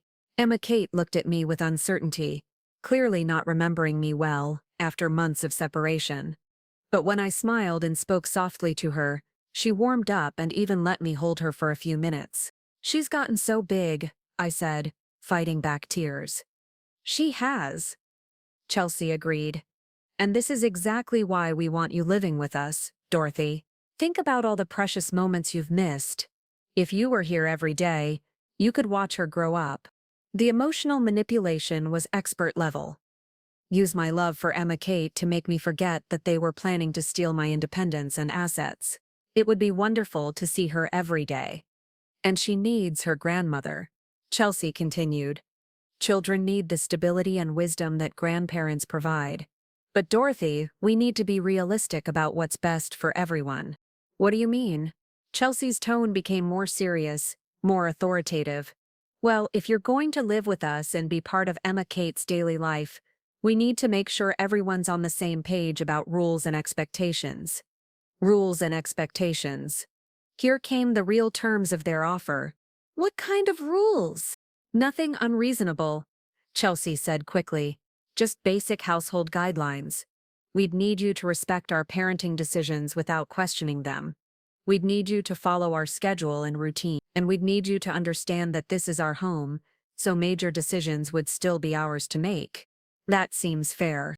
And Dorothy, Michael added, we'd need you to sign some paperwork to make the transition legal and official. What kind of paperwork? Chelsea and Michael exchanged another look. Well, Chelsea said, we'd need to set up the financial arrangements we discussed, and we'd probably want to establish some kind of power of attorney situation, so we could help you with medical decisions and other important choices. Power of attorney. They wanted legal control over my medical decisions and other important choices. Combined with managing my finances, that would give them complete control over my life. Why would you need power of attorney? Just to make things easier, Mom, Michael said. If something happened to you, if you got sick or confused, we'd be able to take care of everything without having to go through complicated legal processes. If I got sick or confused, they were already planning for my supposed inevitable decline into incompetence. What if I changed my mind later? What if living together didn't work out? Chelsea's mask slipped slightly, and for a moment I saw something cold and calculating in her eyes. Dorothy, I think we need to be honest with each other. You're not getting any younger, and your options are becoming more limited. This is a generous offer that solves problems for everyone. But what if what? Chelsea interrupted, her voice taking on an edge I'd never heard before. Dorothy, let's be realistic here. You're an elderly woman living alone in a house that's too big for you. You have no other family support. And you've already demonstrated that you don't make the best decisions about your own welfare. Demonstrated that I don't make the best decisions. This was the narrative they'd been building, that my perfectly reasonable desire to maintain my independence was evidence of poor judgment. I'm not sure I understand what you mean. I mean that you've been isolating yourself, rejecting help from people who care about you, and making decisions that aren't in your best interest or the best interest of your family. Chelsea was building their guardianship case right here in this room, creating a record of my supposed poor judgment and need for their intervention. Chelsea, I said carefully, are you saying that if I don't agree to these arrangements, you'll continue to prevent me from seeing Emma Kate? I'm saying that we have to protect our family, Dorothy. If you can't be a positive influence in Emma Kate's life, if you can't respect our authority and our decisions, then we have to make choices about what's best for our daughter. There it was, the threat I'd been expecting. Agree to their terms or lose access to my granddaughter permanently. And if I do agree to move in and sign the paperwork you mentioned, I'd be able to see Emma Kate every day. Every day, Chelsea confirmed.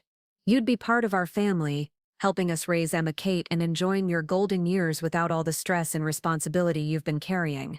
My golden years without stress and responsibility or dignity, autonomy or basic human rights. It's a big decision, I said. Could I have some time to think about it? Chelsea's expression hardened. Dorothy, I think you've had plenty of time to think. We've been patient with your resistance and your stubborn refusal to accept help. But at some point, we have to move forward with or without your cooperation. With or without my cooperation. What does that mean? It means that we're concerned about your ability to live safely on your own. It means that we might have to explore other options to ensure your welfare.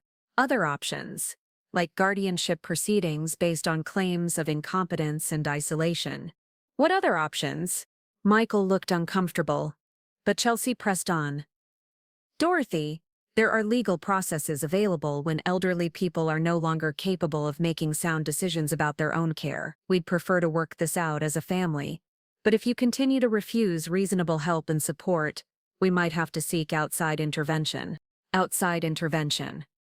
They were threatening to have me declared incompetent if I didn't voluntarily surrender my independence and assets. Are you threatening to have me declared incompetent? I'm saying that we're worried about you, and we might have to ask professionals to evaluate whether you're still capable of living independently. Based on what evidence? Chelsea's voice became coldly clinical. Based on your isolation, your refusal to accept appropriate help, your poor decision-making about your living situation, and your inability to maintain proper family relationships. Every element of their isolation campaign was being reframed as evidence of my incompetence. They'd created the problems they were now citing as justification for taking control of my life. And if these professionals agreed with your assessment, then we'd be appointed as your guardians, and we'd be able to make the decisions that are in your best interest, whether you agreed with them or not. Whether I agreed with them or not, they were openly threatening to take legal control of my life and use my assets, however they saw fit. I see, Dorothy, Chelsea said, leaning forward with fake concern. I hope you understand that we're trying to give you a choice here. You can cooperate with us and be part of our family, or you can continue to be difficult and force us to take legal action. But either way, this situation is going to be resolved. This situation is going to be resolved. They'd moved past manipulation into open threats. Chelsea Monroe Whitfield had just confessed to planning financial elder abuse, conspiracy to commit fraud, and extortion. "Well," I said, standing up slowly, "I think I have my answer." "What's your answer?" Chelsea asked, clearly expecting victory. "My answer is that you're absolutely right, Chelsea. This situation is going to be resolved, but not the way you think." The confusion on both their faces was almost comical. "What do you mean?" Michael asked. I reached into my purse and pulled out my phone, pressing a button that sent a signal to Detective Santos. "I mean that everything you just said has been recorded by the Birmingham Police Department's Financial Crimes Unit, and you're both under arrest for conspiracy to commit elder abuse, fraud, and extortion." The color drained from Chelsea's face as the reality of what had happened hit her. "You can't be serious." "I'm completely serious. And Chelsea, while we're being honest with each other, let me tell you what I know about your previous victims. Richard and Patricia Monroe, who lost their businesses supporting your lifestyle, David Harrison and his grandmother who died under suspicious circumstances after you inherited their assets. The other elderly people you've researched as potential targets." Chelsea's mask finally fell away completely, revealing the cold, calculating predator underneath. "You have no idea what you've done, you stupid old woman. You think you've won something, but you've just destroyed your own family." "No, Chelsea, you destroyed my family when you decided to treat me like a target instead of a human being. But I've saved other families from suffering the same fate." The sound of car doors slamming outside announced the arrival of law enforcement. Within minutes, Detective Santos and 3 other officers were in the living room, placing Chelsea and Michael under arrest while reading them their rights. Michael looked completely stunned, as if he couldn't process what was happening. "Mom, how could you do this? We're family." "Family doesn't threaten to have each other," declared incompetent Michael. "Family doesn't steal from each other or manipulate each other's love as a weapon. You stopped being my family when you chose to participate in her scheme." As they led Chelsea away in handcuffs, she turned back to me with pure hatred in her eyes. "This isn't over, Dorothy. You'll never see Emma Kate again." "I'll make sure of that." "Actually," Detective Santos said, "you won't be making any decisions about Emma Kate for quite some time. Child Protective Services is already involved, and they'll be determining what's in her best interest." The next few hours were a blur of statements, paperwork, and phone calls. Emma Kate was placed in temporary foster care, while CPS located appropriate family members. I provided them with contact information for Richard and Patricia Monroe, who, despite their financial devastation, were Emma Kate's other grandparents and had every right to be considered for custody. 3 months later, I sat in a courtroom watching Chelsea Monroe Whitfield being sentenced to 12 years in federal prison for elder abuse, fraud, and conspiracy. Michael received a lighter sentence of 4 years after cooperating with prosecutors and testifying about Chelsea's manipulation tactics. But the real victory came 6 months after their arrest, when I was awarded visitation rights with Emma Kate, who was living with Richard and Patricia Monroe in a small but loving home in Montgomery. The Monroes and I had become close friends, bonded by our shared experience of being targeted by Chelsea and our mutual love for Emma Kate. "Grandma Dorothy," Emma Kate said during one of our visits, "Grandpa Richard says, you're the one who stopped the bad lady from hurting more people." "I suppose I did help with that, sweetheart. Are you a hero?" I thought about that question for a moment. A year ago, I would have said no. I would have said I was just an ordinary woman who got lucky and had good lawyers. But now I understand something different. Heroes aren't people with superpowers or special abilities. Heroes are ordinary people who decide to fight back when someone tries to destroy them or hurt someone they love. "Maybe I am a little bit of a hero," I told my granddaughter. "But the most important thing is that you're safe and loved, and that no one will ever be able to use you as a weapon against the people who care about you." The aftermath of Chelsea's arrest created ripple effects that stretched far beyond our immediate family. Detective Santos contacted me 2 weeks later with news that changed everything I thought I knew about the scope of Chelsea's crimes. "Mrs. Whitfield, we've been following up on the other potential victims Sandra Williams identified, and what we've found is staggering. Chelsea wasn't just targeting random elderly people, she was part of a much larger network. I met Detective Santos at her office, where she'd assembled a wall of photographs, documents, and timelines that looked like something from a crime drama. What kind of network? An organized elder abuse ring, operating across 3 states. Chelsea was what we call a hunter. Someone who identifies targets and builds relationships with them. Once she'd established trust and access, she'd bring in other members of the network to help execute the financial exploitation. The photographs on the wall showed at least 20 different elderly people, all of whom looked prosperous and vulnerable in different ways. How many victims are we talking about? So far, we've confirmed 18 victims who lost a combined total of over $3.2 million. But Mrs. Whitfield, we believe there are more we haven't found yet. Chelsea kept detailed records of potential targets, including notes about their financial assets, family relationships, and psychological vulnerabilities. I stared at the wall of faces, realizing that each photograph represented someone like me, an elderly person who had worked their entire life to build security, only to have it stolen by predators who saw them as nothing more than opportunities. What happened to these people? 3 died in suspicious circumstances shortly after changing their wills. 5 were moved into assisted living facilities against their wishes, after being declared incompetent. The rest lost their life savings, and are now dependent on public assistance or surviving family members. The clinical nature of Detective Santos's explanation couldn't hide the human tragedy behind the numbers. These weren't statistics, they were real people whose lives had been destroyed by systematic predation. How was I different?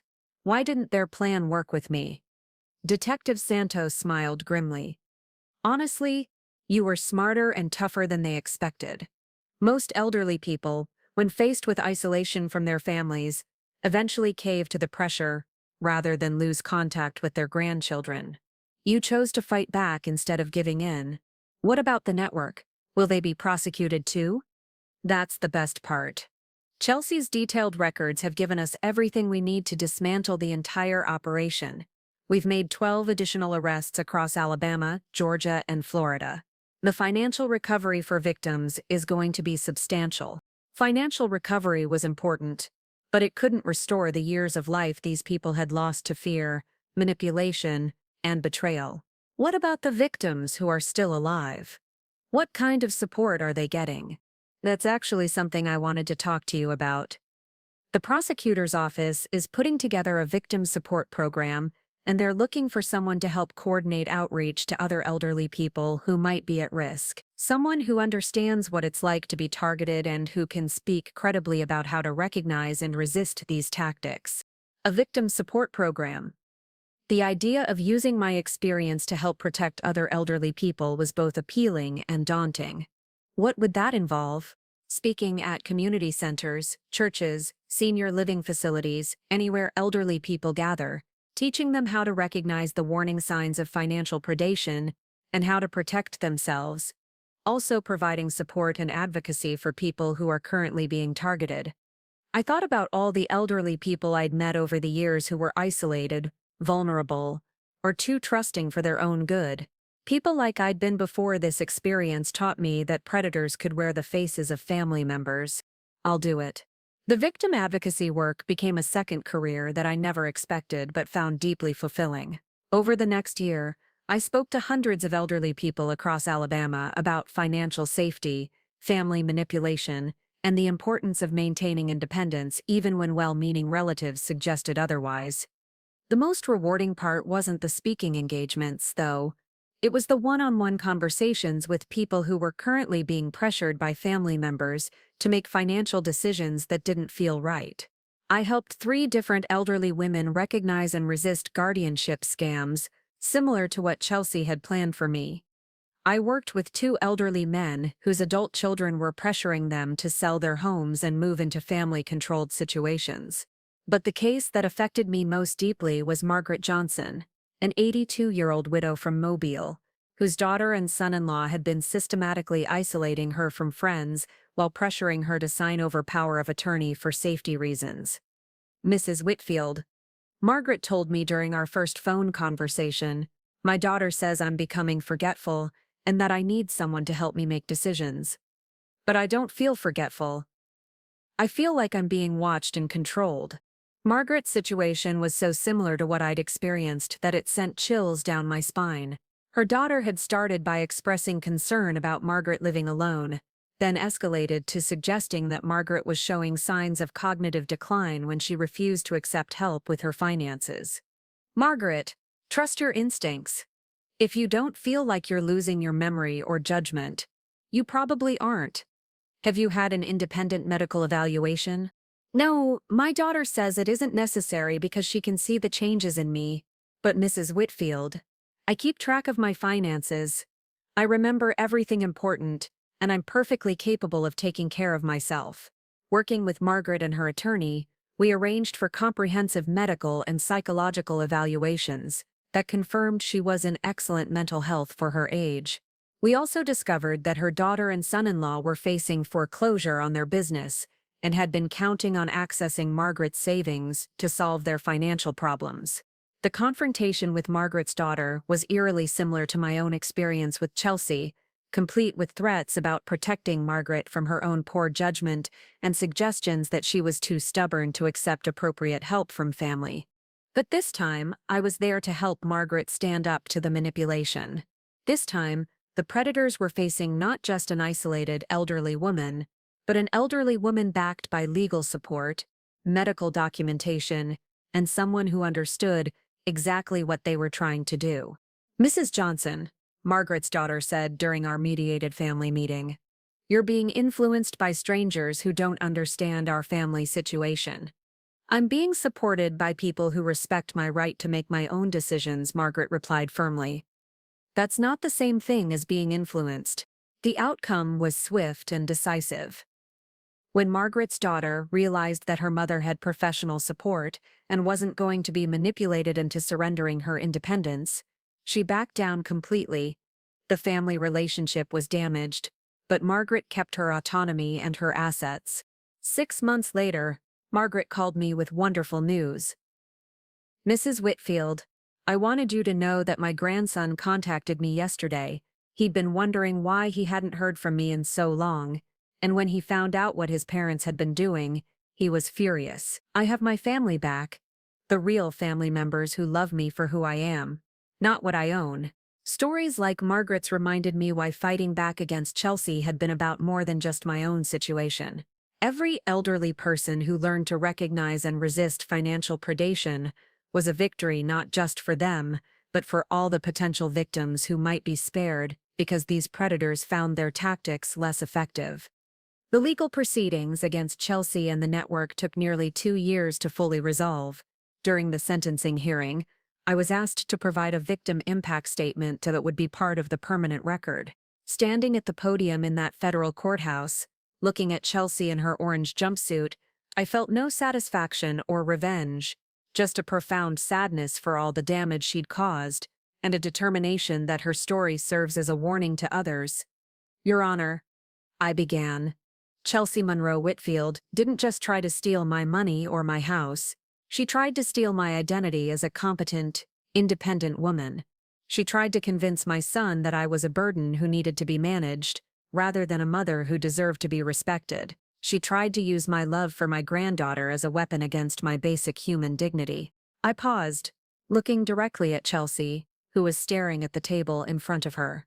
"But the most tragic part of this case isn't what she tried to do to me.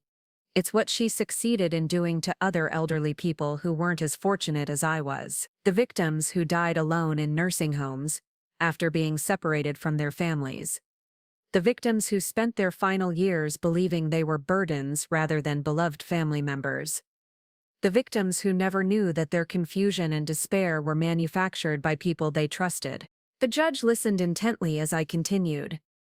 "Chelsea Monroe Whitfield represents the worst kind of predator, someone who exploits the natural vulnerabilities that come with aging and the deep human need for family connection. She turned love into a weapon and trust into a tool for theft. But she also taught me something important, that fighting back against people who try to diminish us isn't just self-defense, it's a service to everyone who might be targeted after us." When I finished speaking, The courtroom was completely silent.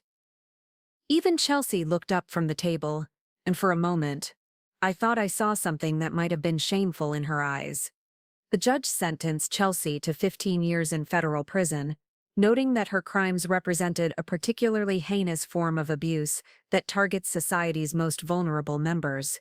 Michael received a reduced sentence of 18 months after his cooperation led to the dismantling of the entire network. But the real resolution of this story didn't happen in a courtroom. It happened on a sunny Saturday afternoon in Montgomery when I picked up Emma Kate for one of our regular weekend visits. She was 4 years old now, bright and happy, living with Richard and Patricia Monroe in a modest home filled with love and genuine care. "Grandma Dorothy," Emma Kate said, as we walked through the park near their house, "Grandpa Richard told me a story about a brave lady who stopped some bad people from hurting good people. Was that you?" I smiled, watching my granddaughter chase butterflies with the fearless enthusiasm that only children possess. "What do you think, sweetheart?" "I think it was you," she said confidently. "And I think you're the bravest grandma in the whole world." The bravest grandma in the whole world. Coming from a 4-year-old, that was probably the highest praise I'd ever received. That evening, I drove back to my house in Tuscaloosa, the house that Chelsea had tried so hard to take from me. I walked through rooms filled with 40 years of memories and possessions that Chelsea had dismissed as old and incompatible with her style. But this house wasn't just a collection of old furniture and outdated decor. It was proof that Dorothy Mae Whitfield was a woman who had built something solid and lasting through her own hard work and determination. It was evidence that being elderly didn't mean being vulnerable, and that being kind didn't mean being weak. More than that, it had become a symbol of resistance against anyone who tried to reduce elderly people to problems, to be solved rather than human beings, to be respected. Every time I hosted other elderly people for dinner, every time I provided a safe space for someone to talk about family pressure or financial concerns, every time I proved that a 70-year-old woman could live independently and contribute meaningfully to her community, I was striking a blow against the stereotypes that predators like Chelsea use to justify their crimes. I was 71 years old, and I had just learned the most important lesson of my life. Sometimes the most loving thing you can do is refuse to be a victim, even when the predator is wearing the face of the family. Chelsea Monroe Whitfield had thought she was targeting a helpless old woman who would be easy to manipulate and control. Instead, she'd picked a fight with someone who had spent 70 years learning how to survive, adapt, and fight back when necessary. She'd told me I was in the way of her plans. She was right about that. And that's exactly where I intended to stay, in the way of anyone who tried to prey on vulnerable elderly people, for as long as I had breath in my body and fought in my spirit. Looking for more? For more? We've got 2 amazing stories ready for you right on screen. If this one touched you, these are absolutely worth your time. Click to watch them now. And hey, subscribe and hit that bell to never miss our latest uploads.